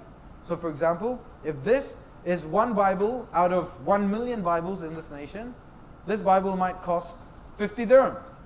But if this is the only Bible in this nation, what do you think happens to its value?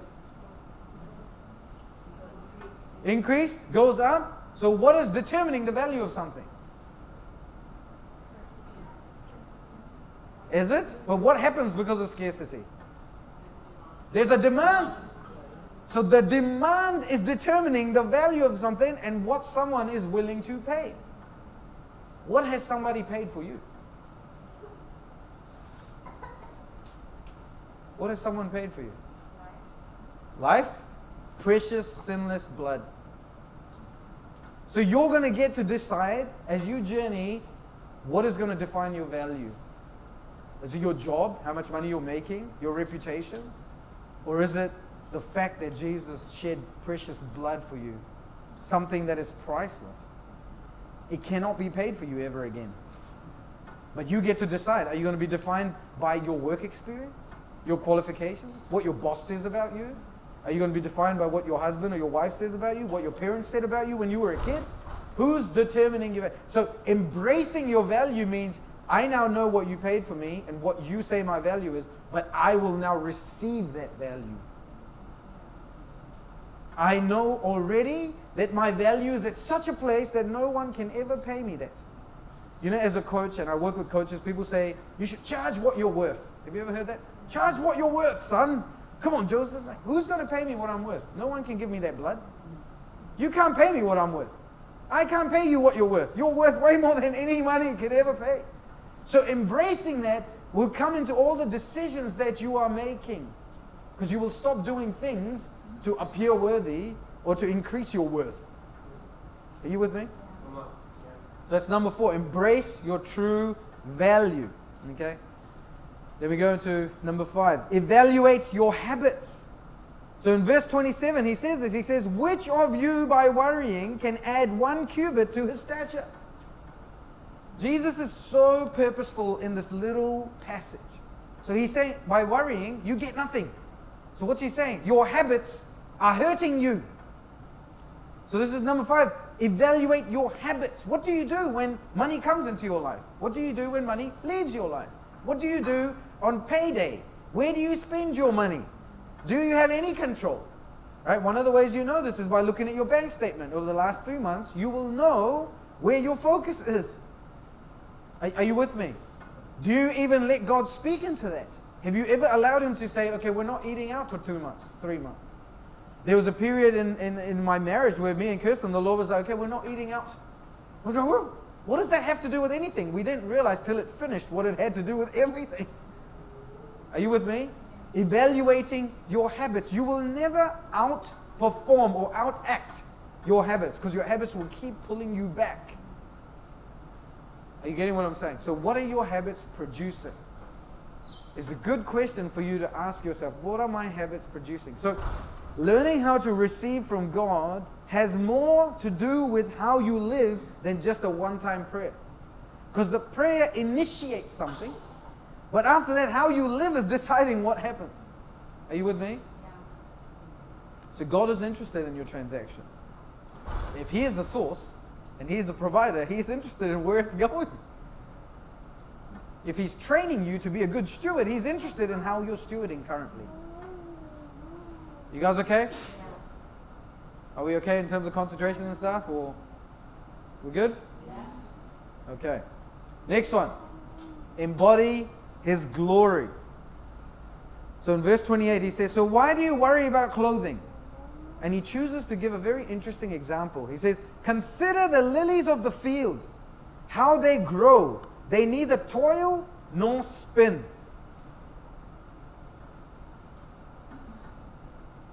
Let me touch on this quickly. Toil was part of the curse. In Genesis 1, there is no toil. There is tend to the garden, cultivate, multiply, subdue. But after the fall comes this word toil. By the sweat of your brow you will produce. So Jesus comes and redeems you from all curses. So now you are no longer bound to the sweat of your brow and how much you're going to toil. So Jesus is giving this example. He chooses a lily.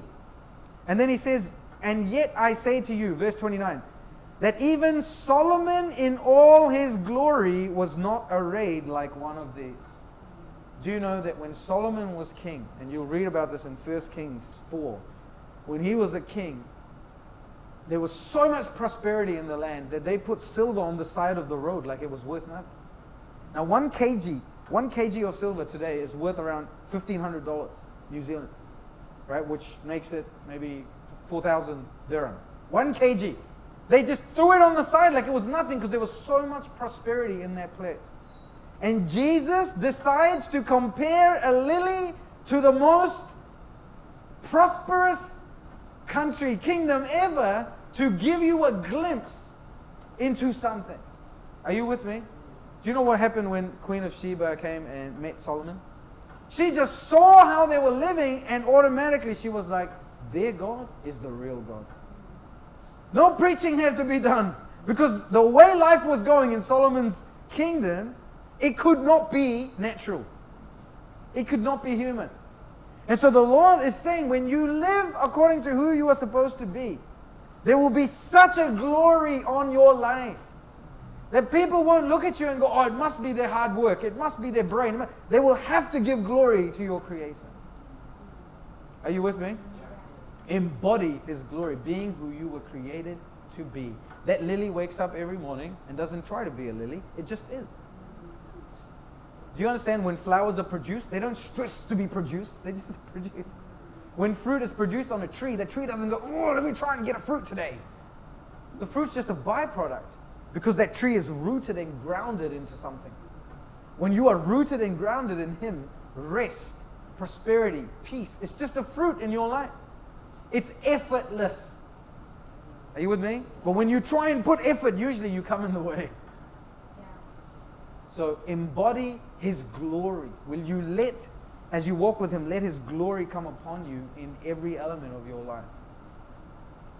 Does that make sense? Okay, then we go next one. Engage His heart. Now, sadly, most people start here.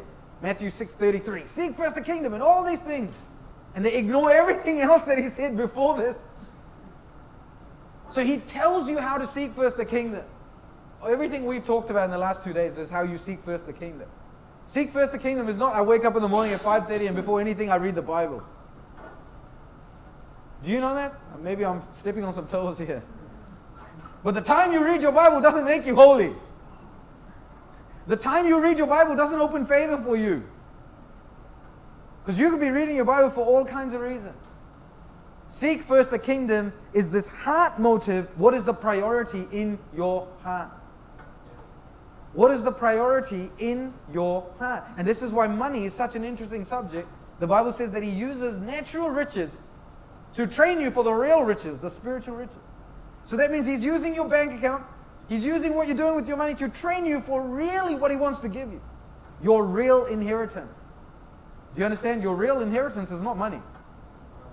It's not the stuff, even though you'll use a lot of the stuff. Like the prodigal son, when he comes back. The Bible says that before the prodigal son left, what did he ask for? His inheritance. And what he thought it was the money.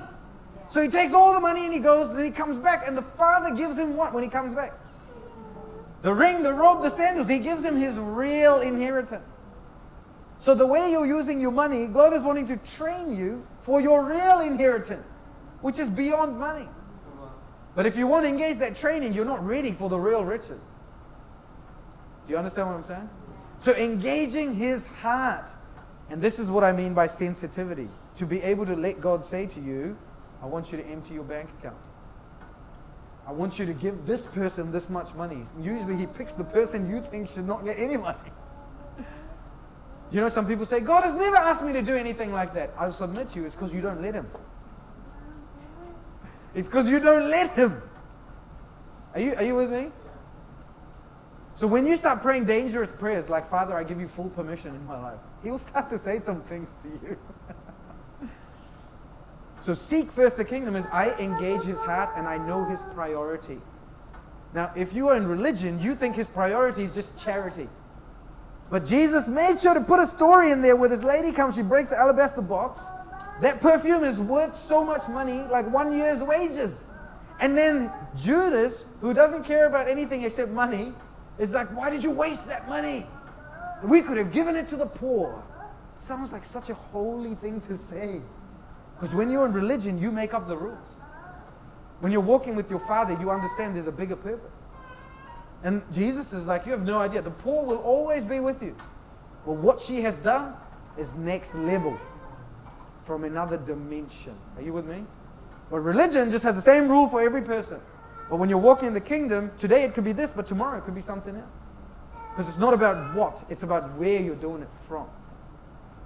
Make sense? So one day, giving someone money is totally the Lord. But on Thursday, it might not be the Lord to give that person money. But if you gave it on Monday and Tuesday, now you automatically, oh, well, Wednesday, Thursday, I'll give money. You're no longer doing it from life. You've now just pulled up a formula. Are you with me? Sometimes the Lord will tell you to give someone money. Sometimes He'll tell you not to give someone money. Because you're coming in the way. But if you don't have understanding that kingdom is bigger than this religious ritual, you'll feel bad when you don't give money. You know, one of the things about learning how to be a ruler, a good governor, is you learn how to say yes, but you also need to learn how to say no. Some of you really struggle to say no, because then you're worried that someone's not going to like you. If they don't like you, that means you have no value. And so we come back to embrace your value. Who's going to define your value? These people or God? Are you with me? We're nearly done. You're doing really well. Let's go through this. Then we come into the next point, which is His goodness must be experienced. It's one thing for us to talk about all these things. It's another thing if in the next 7 days, as you surrender your finances to Him, suddenly, let's say, 10,000 dirham comes into your life out of nowhere. Do you understand that that day something shifts in your mind when you experience His goodness? Are you with me? Yeah. So let's go there. Verse 30. Okay. Now if God so clothes the grass of the field, which today is and tomorrow is thrown into the oven, will He not much more clothe you, O you of little faith? And so he starts talking about this. Don't you think He can do more for you? Will you let Him? Is the question. Will you let Him show you His goodness? Not tell you of His goodness. Do you understand that His glory is His goodness? When Moses says to God, he says, show me your glory, Lord. The Lord shows him His goodness. There is a connection here. When you learn how to move in the goodness of God, you start carrying His glory. Are you with me? And so, experiencing His goodness becomes such an amazing adventure. When this book starts to become alive in your life, it's such an amazing adventure. You guys okay? Yeah.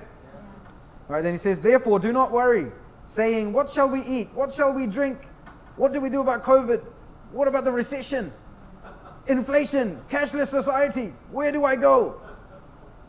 He's saying all of these things. My government is corrupt. I don't know how they make decisions. I'm in an Islamic nation. What must I do? Therefore, do not worry, saying all these things. Right? And then he says a very important statement. He says, for after all these things, the Gentiles seek.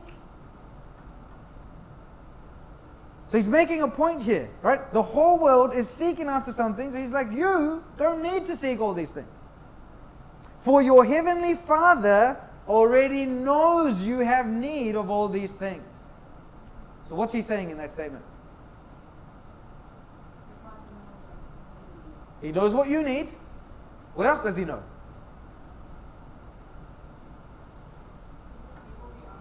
He knows before you ask Him. And what does He know? He knows your needs. What else does He know? This is an important element. What else does He know?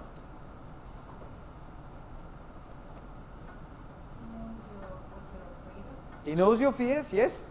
But in this case, He's saying, don't get wrapped up in praying for all these things that people chase, because your Father already knows. What does He know? He knows what you need, but what else does He know?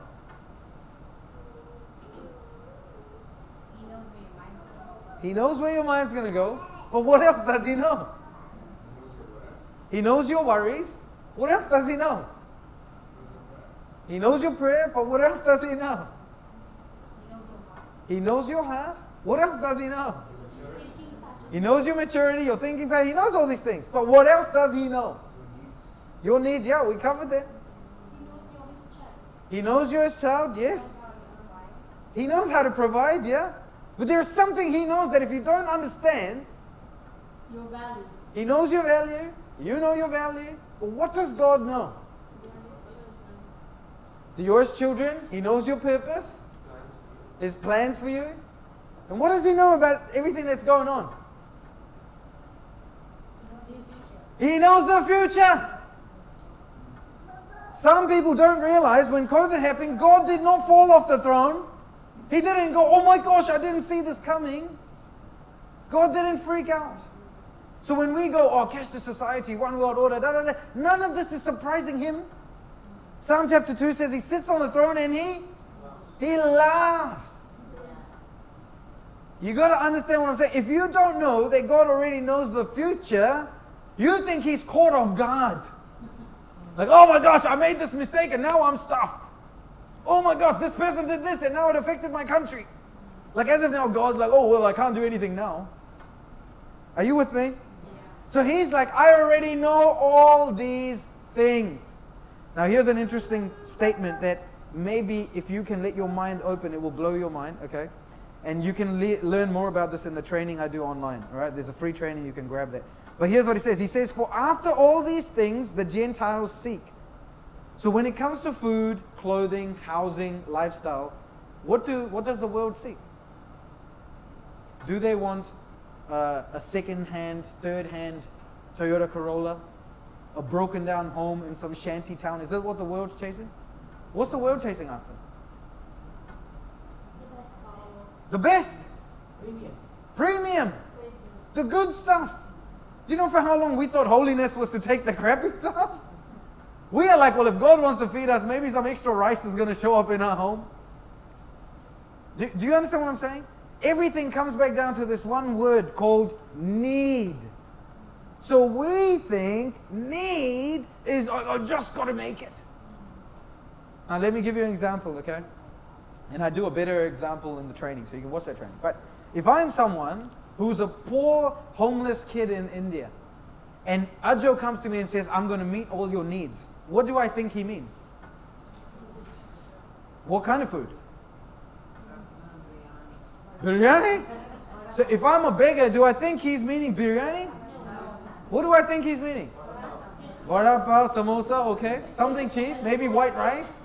And shelter, what do I think he means? Huh? Jollibees. Yeah, but what if I'm a beggar and he comes to me and he says, I'll meet your needs, Joseph, what do I expect from him? Leftover food. What kind of shelter? A hut? Maybe a hut. So all my expectations are now determined by my current way of life. And I take the same word, need, and I attribute that to his heart. And I'm saying that's what he probably means. Hut, some leftover rice, a vehicle. What kind of vehicle is he going to give me? A cycle, an old cycle, maybe with a seat that works. And for every little thing, I'm like, oh, thank you so much, oh, thank you. Because I don't think he's my dad. You know, I'm oh, thank you so much, I'm so happy for my little cycle. Do you understand? Because we read the Bible from a context of an orphan trying to get something from a headmaster. So if I'm a beggar, that's what I think. Now imagine that I am part of the royal family, okay? The Sultan of Brunei. I'm his son. And I got lost. And I ended up here, and Ajay was like, I'll meet all your needs. What am I thinking now? He said the same sentence. I'll meet all your needs, Joseph. What am I thinking? What's food? Buffet? What's shelter? Palace? My perception of need. So when you are an orphan, your perception of need is total beggar. And according to your faith, may it be so. Are you with me? But when you start thinking royalty, your need changes.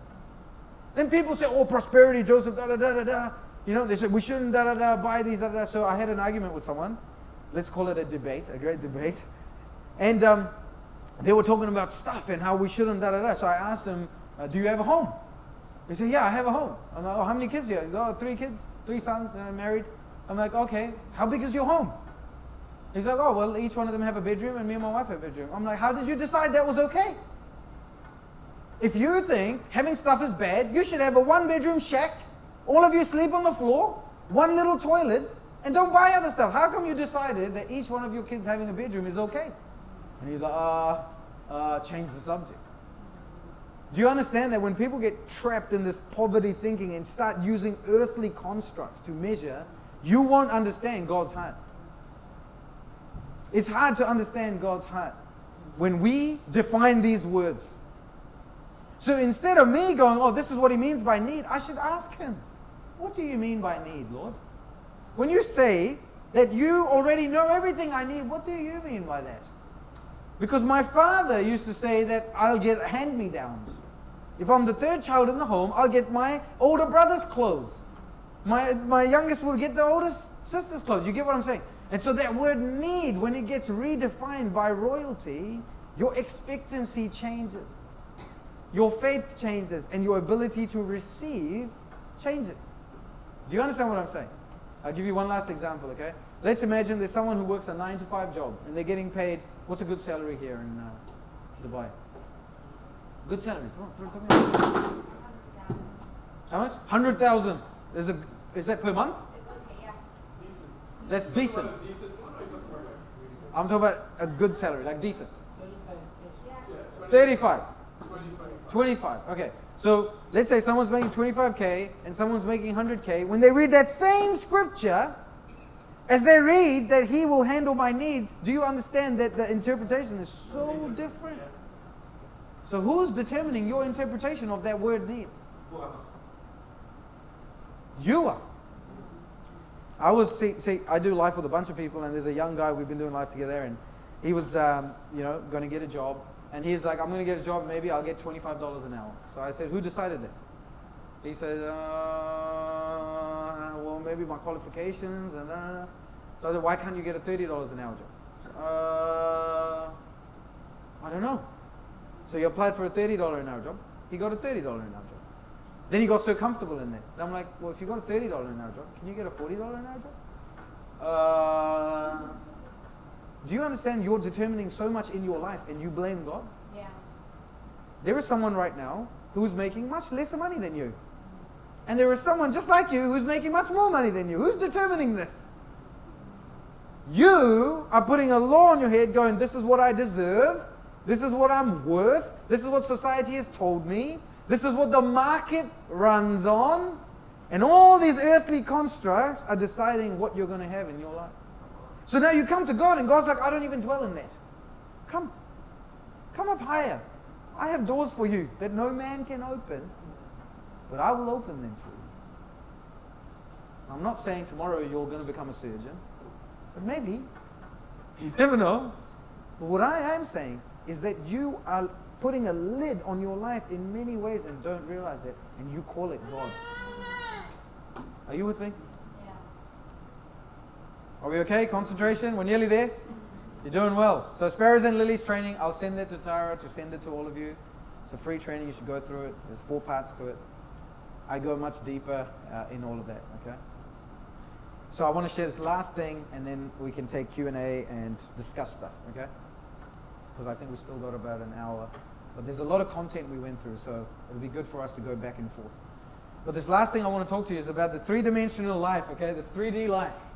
There are 3 realms that you and I can function out of. We got the hands realm, the head realm, and the heart realm, okay? When you're a hands person, it's all about the physical.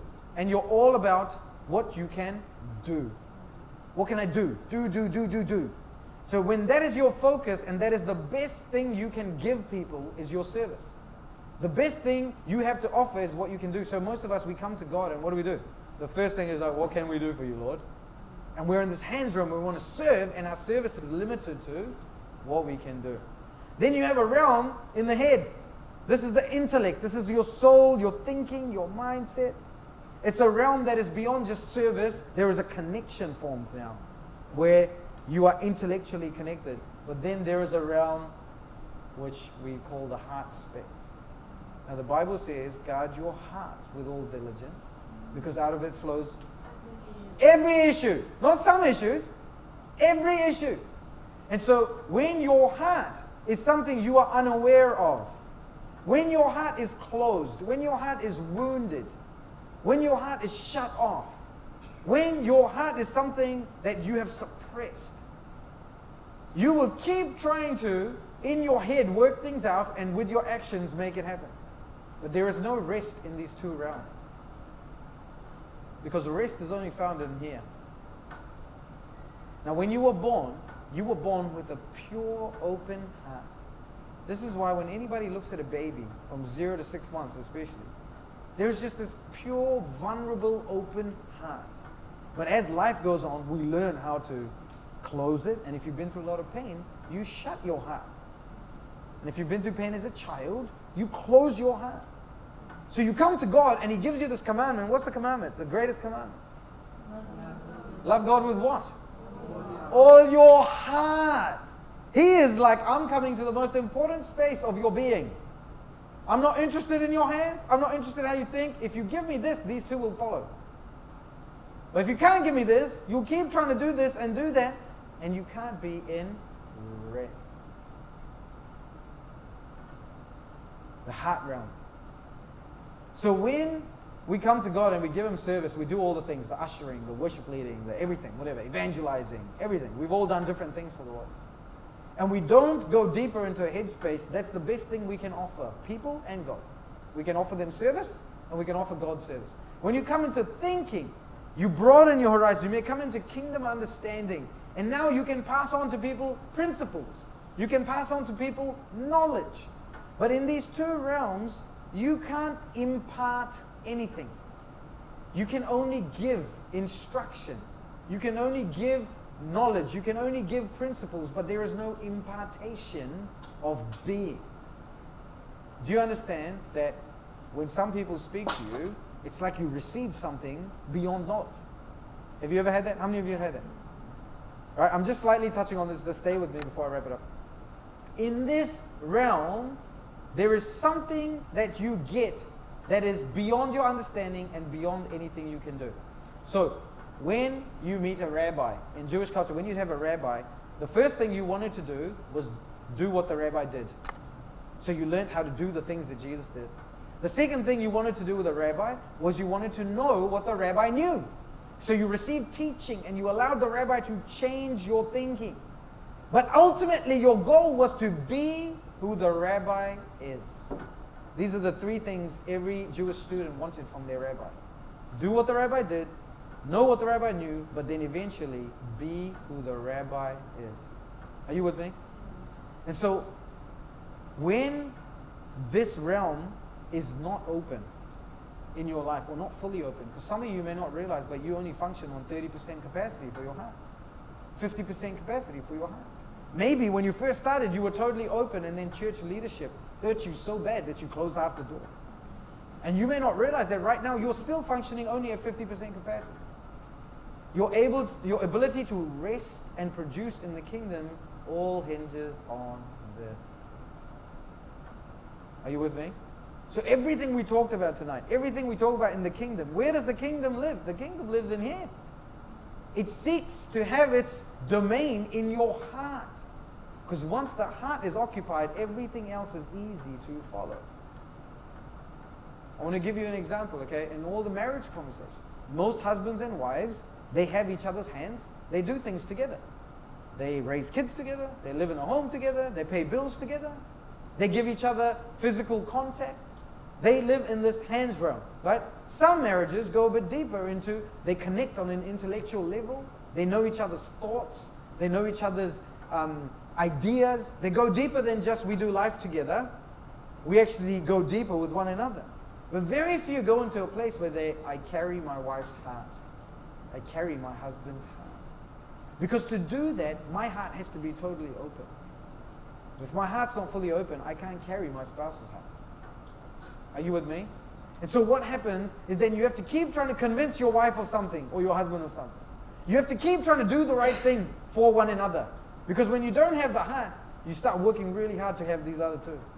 But once you have the heart, you may think some wrong things, you may do the wrong thing, but it never puts your marriage in jeopardy.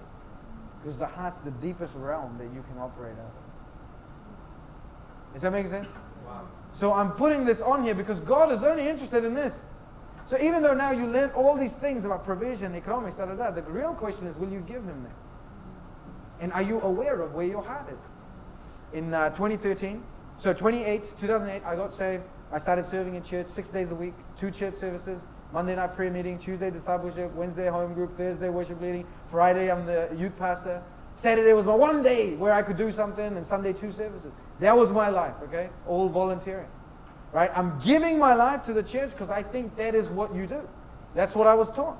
2013, there's an affair that happens in the church, and it shakes me because now I'm like, how can somebody who does miracles have an affair? And my hero fell. So it broke all my paradigms, and now my life's falling apart in a way. And that whole time, drama's happening in the church, and my heart is getting ripped apart. I got taken for a meeting, and I get rebuked by some leader publicly. Right, so my heart, boom, boom, boom, and now I'm feeling I should not let anybody see my heart ever again. And I'm starting to close my heart, and I'm getting angry, I'm getting bitter, and I'm just like, stuff all this, stuff church leadership, they're all bad, you know. And I'm going through this time, and I want to run away now from everything because my heart is so broken and damaged, I don't want to open it to anyone except for my wife. Do you understand what I'm saying? So in 2017, I have this encounter, right? I said to the Lord, I'm giving you 3 days, please speak to me. I need to hear from you. And I go up into this upper room for 3 days straight. I go in the morning and I come back at night. Then I go back in the morning, come back at night. And on the 3rd day, I have this vision. I have this encounter with Jesus. And Jesus shows up to me and he's walking to me on the beach. And I lock eyes with him. And as soon as I look in his eyes, all my crap just falls away. And my mind is searching for all the problems I wanted to tell him. But none of them are there. And he grabs me, and I can feel myself weeping as he grabs me, and he starts dancing with me around the beach, and the water is about this high. And he's just singing a song over me. Mariachi, achi, achi, mariachi, achi. And as he's doing that, something is happening in here for me. And I'm feeling like somebody just blew a balloon that was kind of broken, and it was deflated. It's now fixed, and this balloon is getting filled. And within 2 minutes of this encounter, my whole heart is ready to go again. Are you with me? Now, if that moment didn't happen, the last 7 years of my life where so many lives have been transformed would never happen. Because a broken heart can never reproduce wholeness. No matter how much you think the right things and do the right things, if your heart is broken, you will only reproduce brokenness. Do you understand what I'm saying? Because out of your heart comes a frequency. And I don't want to go too deep into this, but if you look into a quantum field, right, we all have an electromagnetic field. Everywhere you go, there is something coming out of you.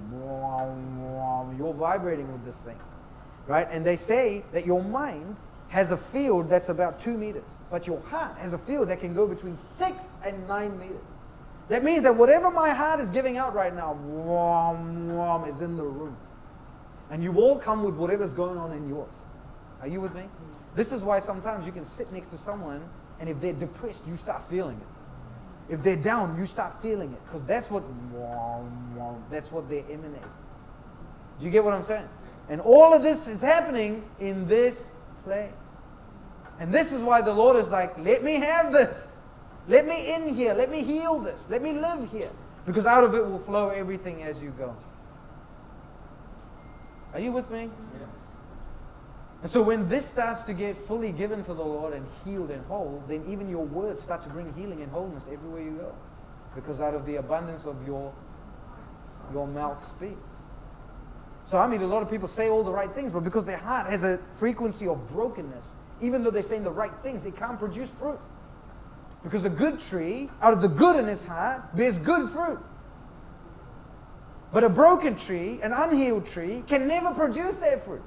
Even if it does the right things and says the right thing. Are you with me? And so a lot of times when you look at your life and you go, what am I producing? You can usually come back to this place. Actually, where's my heart? And will I be vulnerable enough to let God in here? Does that make sense? So I don't know how to move from here because we covered a bunch of things. But let me open up for questions and your thoughts and personal things. Maybe we can go back and forth if you want.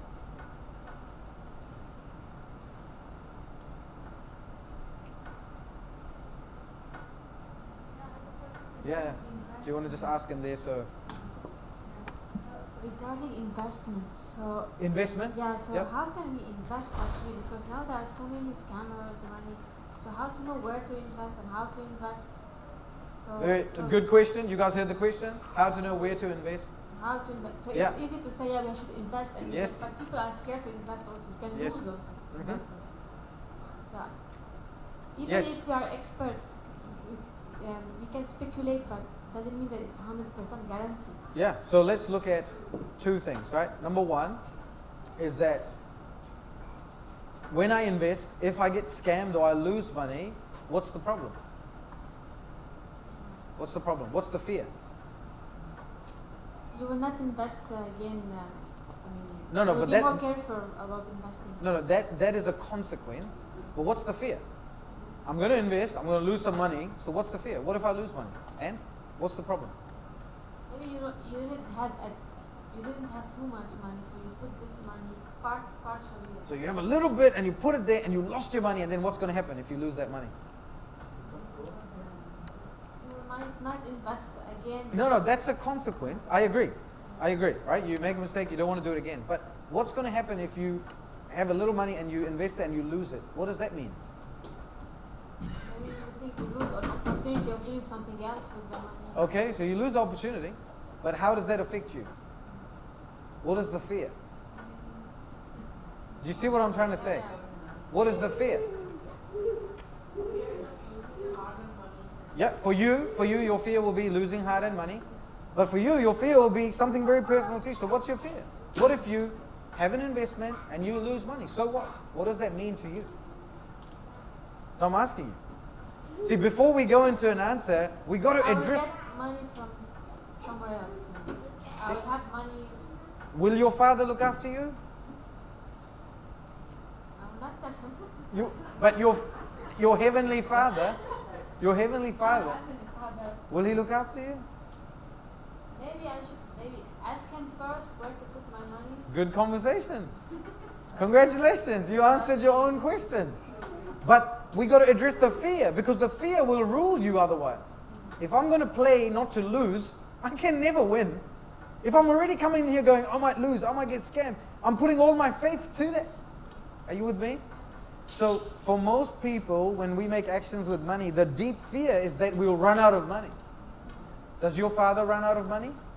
No. No. Is he a good father to you? Will he take care of you? It always comes back to that same question. Are you with me? Because otherwise we start to look at formulas. How can I make the best decision? God will lead you in all of that. But the real question is, what is your fear? Because whatever you fear opens a door for it to happen in your life. Are you with me? So now we go back to some of what I said. Let's say that 90% of Dubai gets scammed. But you're a child of God. It doesn't mean you must get scammed. Do you understand? You should use wisdom also. Yes, you should use wisdom. My recommendation is to have these conversations with your Heavenly Father. But we can't have these conversations if we don't eliminate the worry. What's the worry? I might lose all my money. So now I'm not engaging God to know His thoughts. I'm just engaging God to not lose money. And it's no longer a fun investment. Do you know what I'm saying? So the first thing I would say to you is that fear. Because if you have a fear, like, oh, I only have a little bit of money, and then if I lose it, what do I have? I have nothing. To present that to God first. Does that make sense? And then the next step would be, Lord, you guide me in my investments. So once you let God guide you, if something doesn't go right, whose problem is it? It's God's problem. And He will take care of it. And that has happened many times. So you end up becoming bigger than any fear, any worry, any mistake. I'll give you an example, okay? There was a time in my life I was buying and selling cars. And one day I was driving down the street and I saw a car and it was worth $500. They wanted to sell it for $500. So I'm like, I can sell that for $1,500. Let me buy it. So I go have a quick look at it and I bought it. And after I paid the money and I'm driving, the second gear is not working. So it goes from first to third gear, but second gear doesn't work. Straight away, I'm like, oh my God. You know, I did that without the Lord. I did it on my own wisdom, my earthly wisdom, my perception. So I go home and I try and sell the car for 2 days. No one's buying the car. Finally, on the third day, I had the humility to repent. I took some time to say, Lord, I'm so sorry. I did all of this on my own strength. but I know you are so good, you will take care of me. Right? Within 2 minutes, I get a phone call. This guy comes and buys the car for the exact money that I bought, and it left my life. But God is so good, He will cover your mistake. That's what I'm trying to say. So when you don't have a fear, you make great decisions. But when you have fear, all your decisions have a bit of negativity in them. Does that make sense? And God will lead you in trading, stocks, crypto, all of it. I have a pastor friend in New Zealand. He was doing some crypto stuff because God led him into it. And he felt like it was so hard. He was frustrated at learning it. So he went to have a nap. When he had a nap, the Lord gave him a formula. So when he woke up, he just knew this formula. He tried to use it, and it started to make him money. And now he has this formula that's better than all the people that have been teaching him. And he's waiting to see what the Lord wants him to do with it. So when you let God into these spaces, you just don't know what's going to happen. But most of us are scared to let Him into these spaces. You with me? Yeah. Any other thoughts, questions? What about black-line purchase and So, you know, maybe you weren't there on the first session that I ever did. I talked about how we're all on a bridge of maturity, right? We're going from unbeliever. There's a lot of unbelievers in the world. We're all on this bridge. We get saved, we become believers, but we're all maturing as children of God, as sons of God, you know. Romans 8, it talks about these huios sons. These sons who look just like Jesus, right? That's our calling. We're all called to be just like Him. So we're all on different parts of the bridge, and so things like courts of heaven, things like generational curses, bloodlines, all of these things, at different realms of maturity, they're great tools to use. But eventually you start moving past all of that. Because you don't see any of that in Jesus' life. You don't see any of that in Paul's life. Paul is not doing any bloodline cleansing. Paul's not doing any spiritual mapping. He's just going about as a son of God. Are you with me? So, if currently in your mind you are like, oh, the generational curses, they're getting me, then you may have to work through them because currently your faith level is at that place. But God's original intent is much beyond that. I'm going to give you an example, right? The church I got saved in, every Monday night we would come together, maybe 100, 120 people. We're like shandi bandiing hard, right? Spiritual warfare. All second heaven warfare. Oh, we bind this, we lose that, we bind this. And that's what I learned. And I learned a lot about witchcraft. I had witches visit me at home. I would experience them in the home. And I had conversations with them, cast them out, you know. So at that time, my thinking was, when a demonic entity comes into my home, I got to kick it out. It's a war, it's a fight, right? But as time went on, the Lord started asking me, what if I fight your battles for you, Joseph? And so the more I let God fight for me, the less these manifestations happen and the more breakthrough happens. Are you with me? And so when you open your mind to, oh, the devil's going to do something, or warfare is going to happen, or bloodline curse, you usually start finding those things. But when you start opening your awareness to that you are a new creation in Jesus, you are no longer part of that bloodline. You are now born from above. You now, like for me, my father's name is John, my granddad is Frank. So I'm no longer Frank, son John, son Joseph. I'm now God's son Joseph. Are you with me? My soul gets to decide, what am I going to live from? Does that make sense? So, if you are at a place where what I just said to you is too much of a stretch, then do the bloodline cleansing and do the courts of heaven, whatever's needed. But know that eventually you will mature out of that. Are you with me? It would be a little bit like training wheels on a bike. Great, have the training wheels, use it. But one day, you will not need it. Does that make sense? No, I didn't answer satisfactorily. Africa, There is a lot of witchcraft. I agree. There's something called foundation and breaking the foundation. In India, there is tons of witchcraft. I agree with you. But is Jesus different in those nations? Does he have less power in those nations? But This we have is- the power to break it. We Yeah. have the power to break it. But we need to have awareness for that. African people. We need to have awareness that they exist. But so this is what I'm saying to you is that now let's say, okay, you and Ajo both are from Africa, okay? And you meet Jesus. And suddenly we have these conversations about bloodlines and generational curses. But maybe Ajo doesn't have to deal with any of that because he's already living as a free son. But if I now come and say, bloodlines, now Ajo starts, oh, what's the bloodlines? What's the... And he might never have needed to go through that journey. Are you with me? So instead of being aware of what I need to break, if I am more aware of who I am, everything that needs to be broken... Yeah, but usually it's something happening to you because of something. For example, if I'm living a good life, I will not think about it. But people who are oppressed, they are into poverty, they are into something is not moving forward, always accidents happening, I mean there is something. So that something is not me to tell them. And so I can't come and say it's a bloodline. Like, unless the Lord is driving that, are you with me? So he might have some poverty thing happening, but just because it's happening to him and it's happened to you doesn't mean it's the same thing going on, right? And that's the whole point of what I'm saying is if you seek your father and then he says to you, oh honey, your great-grandmother, she did this, I want you to go and do this. You're now not walking on a formula, you're walking on the word that your father gave you. But the father may give him a totally different word, are you with me? And that's why it's a bit, I don't like when people just go into courts of heaven or generational cleansing or sozo, or we give definitions to things. Like even sozo, for example, okay? Sozo is just a word for salvation. Saved, healed, delivered. It's just salvation. For some people, that looks like nothing. They don't need a session with someone. But when we start perpetuating programs, we put people through a formula when it might not be needed. But for someone, that's exactly what they need. And it's not our job to run around telling people what they... Do you get what I'm saying? I would say to him, there is such a thing, but you need to ask the Lord. And let's pray that God will show you what you need to do with it. Does that make sense? Yeah. So poverty could be affecting someone because it's a curse. But then it could be affecting someone because actually their thinking is bringing poverty to them. So Jesus, when he's healing people, heals all of them so differently. He never repeats a healing. Just to show you, hey, there's no formula here. Yeah. Right? The Father has a unique individual thing with each one of you. So be open to him leading you rather than... Because I've seen people go down this path and it never ends. Right? Bloodline cleansing. Then something goes wrong. It's like, okay, it might be the 5th generation. Oh, okay, it might be... You know? So it's important, I believe, to walk your path out with Father. Yeah. And it looks very different.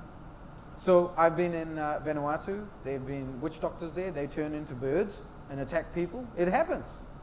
So what do I become more aware of?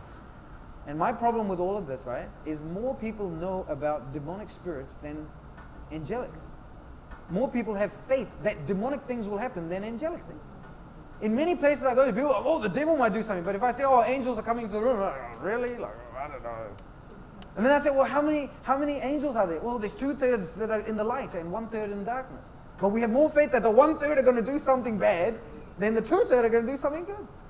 So the awareness, yes, you can break stuff, but beyond that, if you know who you are, then you might not need to break stuff, but maybe you do need to break stuff. It's different for everyone. But that awareness is what takes you into the next phase, not the breaking. Does that make sense? So I've met a lot of people who engage in a lot of warfare, and they get worn out because they're fighting battles they never needed to fight. And I've seen this with one of my good friends, and then he died of cancer. If you say to me, is it witchcraft? I'll say yes. But how did the witchcraft have power in his life? He was fighting in a realm he didn't need to fight. He didn't need to fight in that realm. See, when you come, the Bible says that you are seated in heavenly places with Jesus. That's beyond a lot of this stuff. But when we choose to come down to have these kind of spiritual battles, it usually messes a lot of people up. So if the Lord leads you to something, you should do it by all means. But if he's not leading you, you might not need to, you know. That's the only thing I'm saying. I'm not saying it's a bad thing. I'm just saying if it's the Lord, you've got to do it. Does that make sense? So in my family, a lot of these things have happened, but the answers that the Lord's given me has been very weird. Very rarely has it been, I want you to fight this witchcraft thing, you know. Sometimes you overcome the greatest demonic forces with a hug. All right, I'll give you a story. There's a guy, a famous witch doctor. Now he's famous. You can watch his testimony on YouTube. The Lord allowed him to put it on YouTube. This guy's name is James Kawalia. He was born into Satanism. Okay, so the way he was born was his mother needed a son because she was an African tribe. I think it was around Uganda, and she needed a son. Otherwise, there's no lineage. So she started to look for different ways to get a son. And the first kid was a daughter, second kid was a daughter, third kid was a daughter. So now the family is like, divorce this lady and get another woman so you can have a son. So she's trying desperately, going to witch doctors and all these things. And finally a lady meets her after she has 6 daughters, okay? And the lady says to her, go into this jungle, go there naked, be there for a week, don't eat any cooked food, only raw food, vegetables and fruit. And on the 7th day, someone's going to come to you. When they come to you, ask them for what you want and they'll give it to you. So she goes and does this for 7 days. On the 7th day, this witch shows up. And she's a 60-year-old witch who's like the head witch of the African continent, okay? So when she shows up, she says, what can I do for you? This lady says, I want a son. And that witch says, no, I can't give you the son, and disappears, right? So now this lady's broken. She's like, I want to meet this lady again. How do I do it? You need to do another 7 days. So she does another 7 days. Now on the 7th day, the witch comes and she's begging, pleading, crying. So the witch says, I see that there is a boy in your lineage, but if I bring him in, he's going to destroy my kingdom. That's what she says to her. And the lady's begging her, so finally she says, okay, I will bring you your son as long as you do one thing. You must get him married to me as soon as he's born. This is how this guy comes into the world. And so when he's born, as a baby, he gets taken into a wedding ceremony to a 60-year-old witch. And they get them married, and then the witch says to the mother, don't breastfeed him.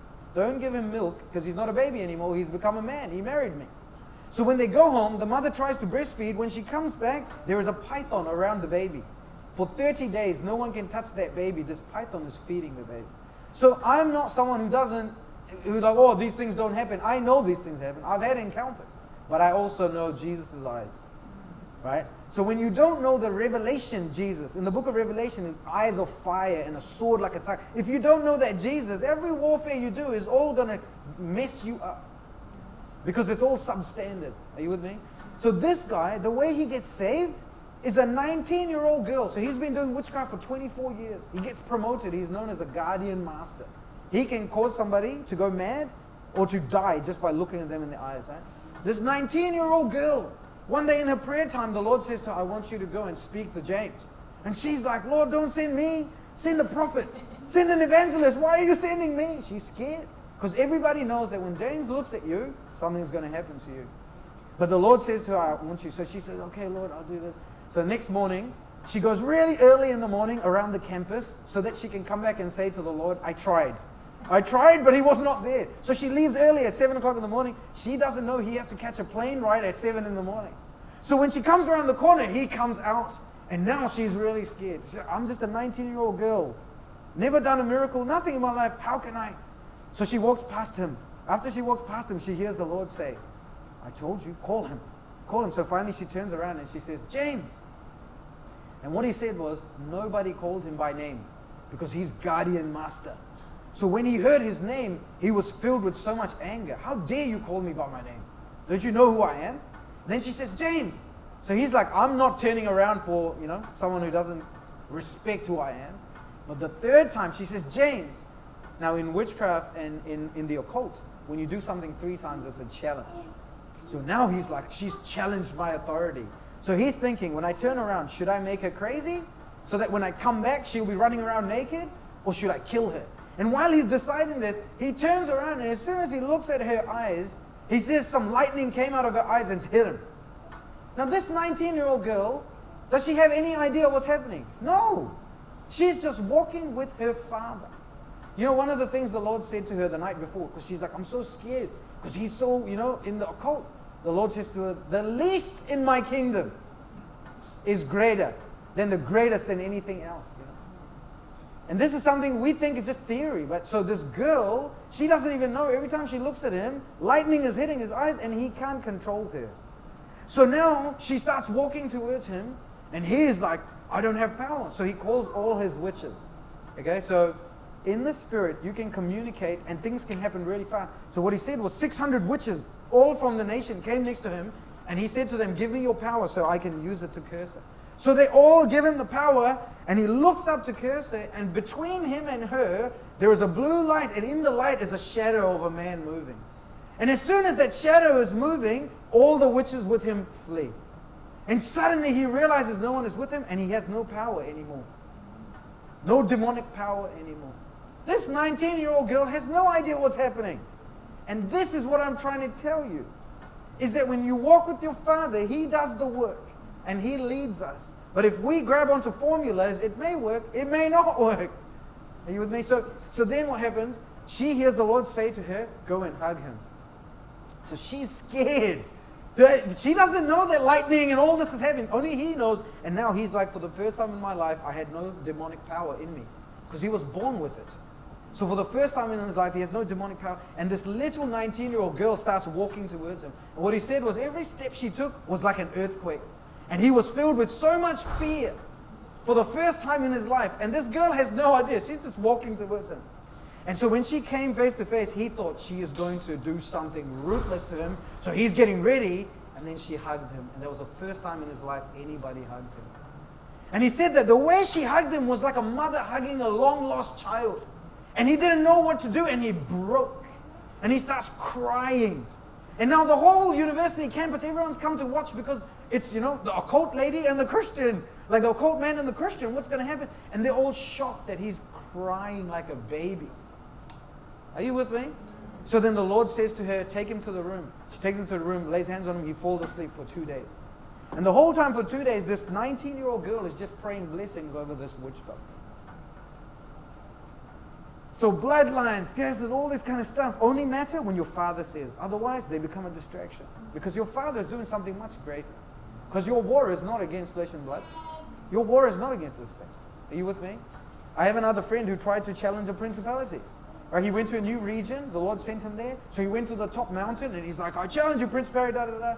Went to sleep that day. Next morning he wakes up, it's 3 or 4 in the morning, and the principality is sitting next to him in the bed. And he said he was going to pee his pants. Alright? Because he realized, I don't have this authority. And then it disappeared. And then the Lord said, don't you ever do that again. So this is what happens when we get stuck on formulas. And are you with me? That's my only point. I know that demonic things are happening, but there are so many supernatural, holy, light-filled, love-filled things that are also happening. We must be open. That God is greater than all this stuff, Yeah. Yeah. So I have tons of stories like this, but I want to share this one because this 19-year-old girl who knows nothing, absolutely. You know her? Or is this No, I don't. So here is the thing about her story, okay? So after that happened, the Lord uses her to train witch doctors. She becomes really good at training all the witch doctors. So at one stage, she has 30 witch doctors. And she's training them in how to pray, how to move in the spirit with Jesus, not with the demonic. So all this happens, and then she's 23 or 24 years old. And one day she says to the Lord, Lord, all these witch doctors who are now sons of God, they're all looking to me more than they're looking to you. Is my job finished with them? And the Lord says to her, yes, your job is done. Then she says, is my job on the earth done? And he says to her, yes, it's done. And she says, well, if I'm done, I'm ready to go home. So at 23 or 24, she goes and tells all the people she's training, these 30 witch doctors, my job with you is finished. Now you are going to take what I've trained you to do and go into the world. But my purpose is finished. So I'm going home. I'll see you on the other side. She went to sleep that night and didn't wake up the next morning. So by 23 years old, she finished her purpose. She came to do something, did it, and left. So it's like a challenging way of thinking, right? Because she's not just like, I just want to live for the sake of living. She's like, oh, living from another dimension. So she's in heaven now, chilling.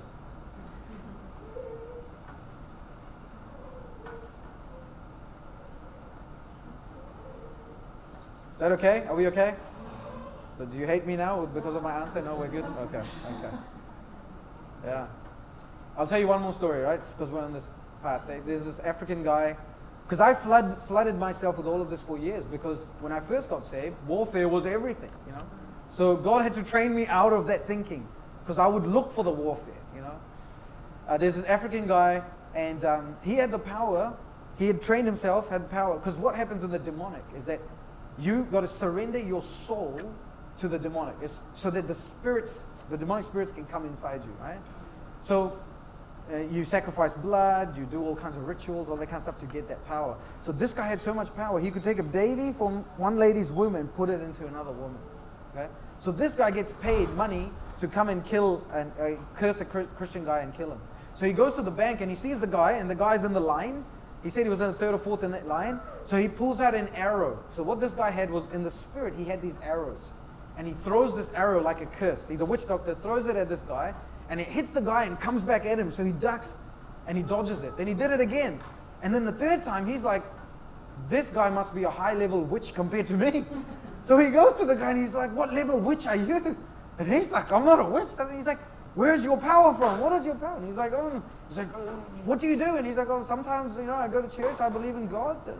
And that guy had no idea of the protection he was sitting in, So this guy goes, I need to know more about this power. And then he ended up getting saved, and now he's an evangelist. So there's these dimensions that our Father is wanting to take us in. But sometimes formulas can pull us down a track that we don't need to go, So John 5:19. I only do what I see my Father doing. It's a very important statement. Two things that Jesus said, if you can live like this, it'll be amazing. One, I only do what I see my Father doing.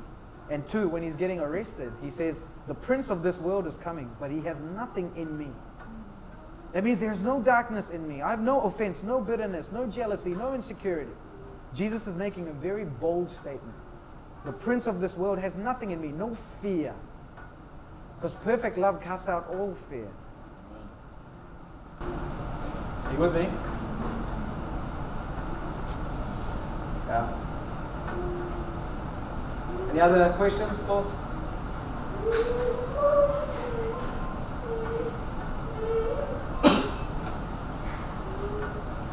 Are we okay? Was that too much?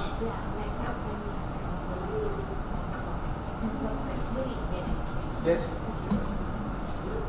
So I also would like to ask something in terms of healing ministry.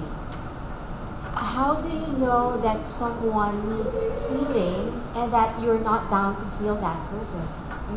What do you mean by you're not bound to? It's not your obligation to heal someone, even though you feel compassionate to lay hands on someone or have the care for that someone to be restored back to health or recuperate or be healed. How do I know that? Because I have instances, by God's grace, that I laid my hands over my co-employees and they got healed. And why did you lay your hands? Because I heard the Holy Spirit. Oh, there you go. You only do what you see your Father doing. That's why. But Pastor, I see someone limping, and there's this a feeling inside my heart that would want that someone to be healed. I understand. I'm not bound to. What are you saying to me? If you pray for them, what will happen? If I believe that they get healed, yes. They will be and healed. If they get healed, is that a bad thing or it's okay? No, it's okay. Okay, and if you don't pray for them, it's a bad thing? No. No. So where are we going with that question? You see what I'm saying? You only do what you see your Father doing. See, when I got saved, we used to lay hands on anything that moved. Anyone sick, I'm like, all right, So I'd run from one side of the mall to the other side because there's a crutch. That's what I'm experiencing as well. So there were times I'd pull my car over, reverse back, and people would get so scared because they're like, who's this guy? And then I'd lay hands on them and they'd walk home with their crutch. But after 2 or 3 years, it started to become a burden because everywhere I went, I'm like, oh, it's my responsibility. I better heal. And if they didn't get healed, I'd feel so bad. And I started to make it all about me. And it was no longer about love. It became about the miracle and the testimony. So as I sought the Lord, He was like, why are you doing this, Joseph? I'm like, oh, isn't that the right thing to do? That's good. It has become a miracle and the testimony. So it's less about love. So that's what happened to me, and I had to learn how to actually carry people in love beyond a miracle. I've met people that have got supernaturally healed, encounters with angels, and still not followed Jesus. Do you know what I mean? But I'm yet to meet someone who encountered His love and didn't follow Him. So another thing you said, healing ministry, there is actually no such thing. You won't find this in the Bible. In the kingdom, there is healing, and there is a whole bunch of other things. You will never find healing evangelist in the Bible. These are things that religion creates to create a niche. There is no healing evangelist. You can't find that for me. You see what I'm saying? Every child of God operates in all the things that God has made available to them, and healing is a part of that. So in Christianity, we like to separate everything. In the kingdom, it's all there. Does that make sense? Yes, thank you. So you have a ministry. Your ministry is actually the ministry of reconciliation. 2 Corinthians 5:18. We're all called to reconcile people back to the Father. Creation back to the Father. It may look like healing, but it may look like giving money. It may look like opening a door for someone. It can look like so many things. Are you with me? But what we do is we turn the action into the ministry, but that's not, the ministry is reconciliation. I'm reconciling you back to my Father. And it may have looked like healing for you, but it looks like I give my room up for you. It looks like I give you my car. It looks like whatever. You know what I'm saying? Awesome. I remember Bill Johnson was saying that not everyone I prayed for got healed. Everyone I prayed for.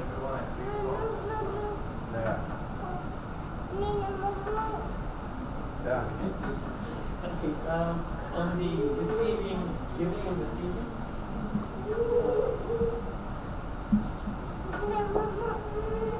So I wanted to get some more points on that. So you said give and then you receive, right? So most of the times. Not necessarily give and you receive. Sometimes you receive. That's why you can give. Right? Yeah, so they both have. Yeah. So you don't expect to be give, right? You just give it. So there is this area where I struggle, right? So who should I give? For example, we go to church and then they talk about tithe 1 to 10%, which I don't believe. I believe the lady when Jesus Christ goes to the temple, the lady gives the whole thing, and then he talks about her. So for me, not the percentage matters, but then identifying who should be the right person who should I give, whether to the church or to evangelist, to just So I always struggle, try to find out who should I give. Most of the times, it doesn't give me a pleasure, even though I give on a force because somebody has told me that you need to give to this person, you need to give to this. And why do you do that? Because of force. But nobody can force you. Look at you, you're Rajinikanth. Who can make you do anything? Oh yeah. So no one can force you. Somewhere Yeah, exactly. So force comes with a fear, right? So if you don't give, you will lose. Yeah. That's the fear. Exactly. So with that fear, I operate. So I just give. But once I do that, I kind of I don't feel that done the right part. I give to the right source. Sure. Even though it's some to a good place. or whatever, Yes. good place. Yeah. So how can you identify? Is there anything? Yeah. So number one, you practice John 5:19. I only do what I see my Father do. So before you give anywhere, ask the Lord, is this where you want me to give? Number two, that fear.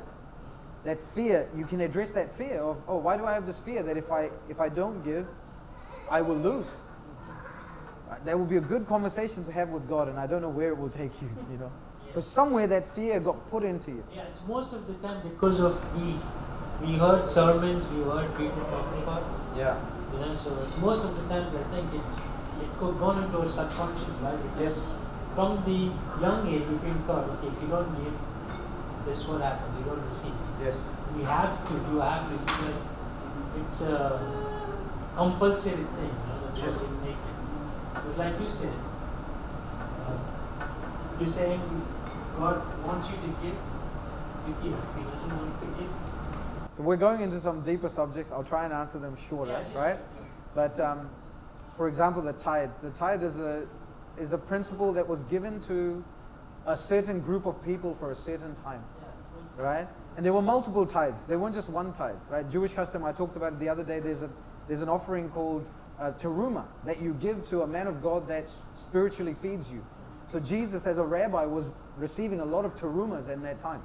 So there's a lot of tithes and offerings, but the thing that I would like to say to you is that God is raising children, and children that are just like Him are good stewards. So to me, tithing is less about 10% what you give in money and more about you are learning how to give and receive and be part of the ecosystem of heaven. So when the Lord's asking you to give and giving a certain amount and who to give it to, you're free enough because as a child of God, you're becoming just like Him. You're distributing resources like we talked about kingdom economics in that first slide, right? If we go to that first slide, just quickly, it's a good definition there. Right? Kingdom economics. Our people align with God to access abundant resources. So that's everything that you have, right? For production, distribution. In the kingdom, you never receive something just for you. right from the beginning, which is love, that you never receive anything which is just for you in the kingdom. It's all for a bigger purpose than you. It's going through you for something else, right? So you start learning how to, you practice hearing from God and obeying and moving with Him. And that can only come from training. Are you with me? So there was a time where the Lord made me give money to a ministry that I never wanted to give money to. And that happened for a season. Then there was a time where I asked the Lord, should I put this money into this ministry? And He said, no, it's not good soil. And that really blew my mind, you know. But just practicing walking with your Father is the most important thing. And the way that you know, the simple way, is it will line up with the Word. It will have peace in your spirit. But it doesn't mean it will make sense to you. Because we learn to trust God with all of our heart and lean not on our own understanding. But wherever there is fear, that is your opportunity to trade your fear into His perfect love. Not to keep your fear, but trade that fear into His perfect love, you know.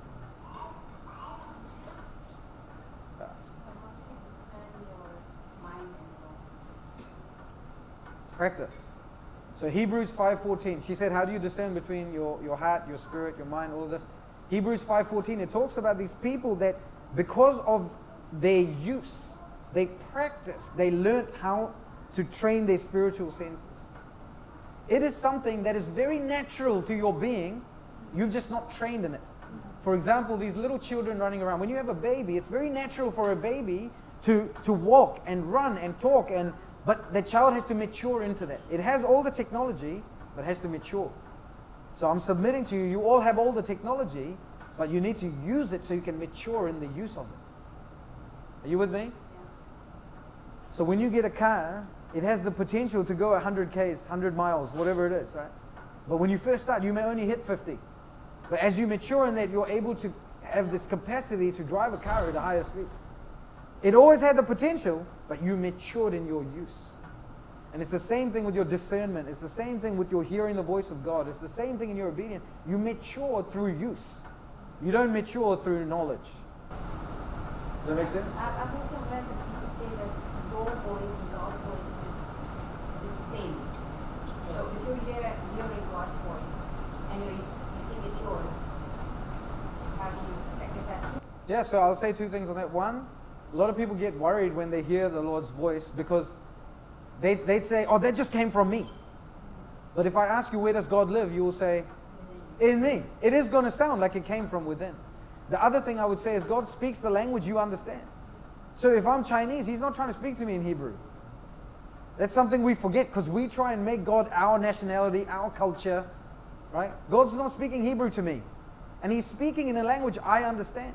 So sometimes, because we've been trained in so much religion, we are expecting King James. Well, where's the therefore thou art, thou must, thou shalt? You know, but He's not going to speak to you. But centuries ago, He would have spoken like that. You know? So He does sound similar. He does sound in a way, yeah. But there's a practice. Like a baby hears their father's voice. At the beginning, they know a bit about it, but they don't know it fully. But after a while, through use, the baby knows father's voice. Just, you know. I also think, I think the first day when it really broke something in me in my thinking, when you said, Not just for him. while we were doing the exercise, you know, you were saying that don't doubt what you're hearing God say to you. So you're asking God, like, what do you think about me? Or what is the question that you had asked? And He said, whatever comes to your mind, just write it down. But, you know, the thing is that, is that what God's saying? Is that really me? And I really loved that part where He said, don't doubt it, because that's exactly the moment I doubted. And then I just wrote it. And I knew that I didn't have the doubt anymore, because it became, I had a knowing, rather, that yes, this is what it is. Yeah. So when you're learning to hear God's voice, right, one of the biggest mistakes people make is they start judging and testing the Spirit too soon. So they stop the flow, right? Love is a flow, okay? When you start judging something, you stop the flow. So what I say to people is let the Lord speak to you. Let whatever you're hearing come through, then judge it. But don't judge it while it's happening, because if you judge it then, you will stop it. And you won't let it even come. You know what I'm saying? Even testing the spirit. So when people close their eyes and they maybe feel God say something, straight away go, could that be God? Is that God? Is that right? And they stop the voice. So the discernment happens after, not during. Are you with me? And here's the other thing I would say. And Bobby Connor, who's a 75-year-old prophet, he says this a lot. We must trust God's ability to direct us over the devil's ability to deceive us. Which one do you trust more? God's ability to direct you is greater than the enemy's ability to deceive you. But we have more trust in getting wrong than God taking care of us. But if He's a good Father, He's not going to let you fall. Yes. You can ask for confirmation. Is this really you, God speaking? He will confirm to you. And that question gets asked after. But if you start asking that during, you stop the flow. And that's what I mean. Once it's finished, you can test the spirit. You can do the discernment. But most people don't do that. They straight away go, well, that couldn't be God. Is that God? Yeah, like I remember writing it down, and then I'm like, is it? But then it became more real to me. Yeah. And then I said, okay, you can't doubt that. Yeah. Because it's true. Yeah. Cool. Awesome. We good? Anyone else got a question or anything? Also, you say that it's regarding speaking, like the Lord, you listening to the Lord. Would you also say that you would have more peace? I mean, a lot of people say if you have peace with the decision that is taken, asking the Lord, that it's more realistic, like if you have peace and it's not out of fear. You know? Sometimes when you think, okay, this could be true, and then you start having those heartbeats, and say, oh God, Lord, it's not. I think it's not from you. But when the same decision comes and something right, and you have some peace, would you say that is right? Yes, you will have peace. He is the Prince of Peace. That's one of the ways. He'll confirm it to you in different ways if you need to. And peace is one of those ways. But the presence of peace doesn't mean the absence of feeling like you might pee your pants. You know? Sometimes, like, you have the spiritual peace, but your soul may still be feeling the effects. So peace is beyond just a feeling, it's a knowing. And that's why, you know, they say, know Jesus, know peace. You don't feel peace, you know peace. It's beyond just a feeling. And so sometimes you can know peace, but feel all kinds of feelings while it's happening. Awesome. So we're not doing prayer and stuff, but we could do an activation exercise just as we finish. Yeah. Would you guys like to do that? A quick activation exercise? Okay. A dangerous one? Yeah, it is dangerous. You pray these prayers and God will answer them. Okay. So what we're going to do is we're going to engage God in our imagination. Your imagination is a gift from God. It's a TV screen. Your imagination is a way that you can engage God where He speaks to you beyond language. You know, people say a picture says 1,000 words. So when you give Him your imagination, He can show you one picture and suddenly 1,000 things have come into you in one moment. Are you with me? Is that good? No, but some parts I'll get you all to say it at the same time because no one's actually listening to you. Everyone's just going through the process with me. Does that make sense? So we're closing our eyes. Close your eyes. And I want you to imagine the front door of your house. Tell me when you see it. Just say, yeah. You see the front door of your house? Look at the color. Look at what it looks like. And then zoom out and see the front of your house. Can you see it? Say, yeah. All right? Everyone can see it? See maybe your mailbox, or how do people identify your house? You can see it. What color is your front door? Just say it out. Just say it out. Yeah? Okay, great. All your imaginations are working. Congratulations. Now we're going to go into it. So I want you to now just imagine a door. Not necessarily your front door, but a door. Just say, yeah, when you see it. Yeah? What color is your door? Just yell it out. Don't worry, no one's listening to you. Yeah? Okay, how do you enter your door? Is there a knob, a handle? Do you slide? Yeah, pay attention. And now tell me two things about your door that you can perceive, but you can't see. Like, what do you know about this door? Don't judge. Say it out. What do you just know about this door? Yeah?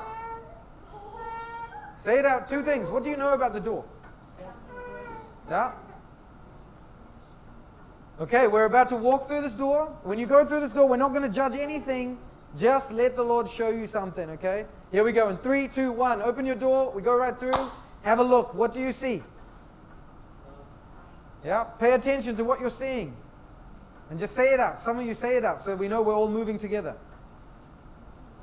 Yeah? Yeah? Look around. Look to the left and right. You're going to see different things. Because wherever you look, you're going to see. And wherever you perceive, you're going to sense.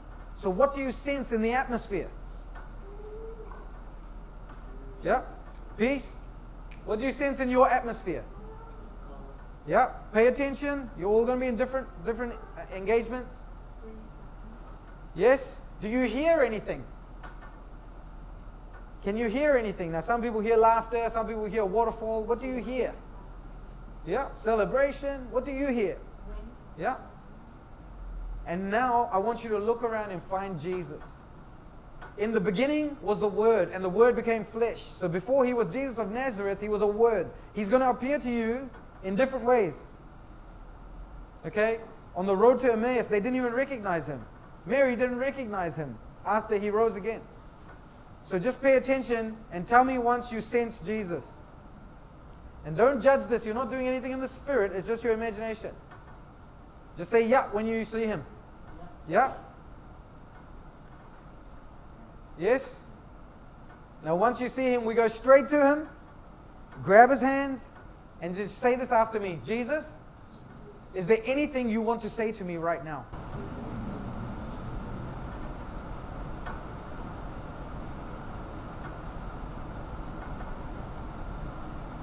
Let Him speak. And you may have a question. Ask Him the question.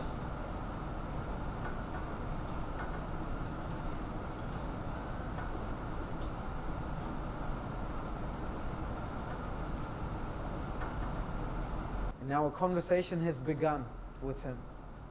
But just for time purposes, we're going to move on in this. Keep your hands in His hands. And I want you to say this after me. Jesus, Holy Spirit, Father, tonight, the 13th of April, I give you full permission to father me, to lead me, and train me in everything you have for me. I open my heart to your love and your goodness. I give you access. You know all of my fears. You know all of my childhood. You know all of my experiences. You know all of my pain. But the Bible says that you are good. And I want to know this good Father. So from now on, my mind, my soul, my heart, my body, my finances, my marriage, my relationships, I'm submitting it all to you. Every burden, every worry, every curse, every fear is now in your hands. And I will walk the earth as a free son of God.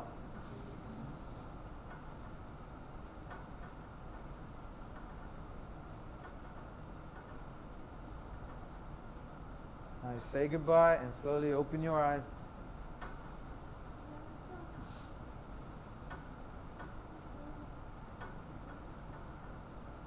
Boom. You guys okay? So now if you practice your sensitivity, the next 24 hours is going to be very interesting. Something will happen. It doesn't take long. But it might not look the way you think it should look. See, for some of you, something may come to you. For some of you, something may leave you.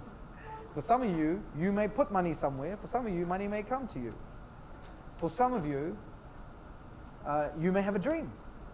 You may have a vision. For some of you, you may get taken somewhere in the spirit. For some of you, you may get taken somewhere in the natural. I don't know. I am not your God. What I know is He is good. And He always answers our prayers. So if your sensitivity is open, you'll be able to see what He is doing. And I recommend that you don't judge what He is doing till He does it. Is that okay? Are we good? So I don't know how to land this plane. So the best way would be high five 3 people and say, let's do this, okay? Boom. Let's do this.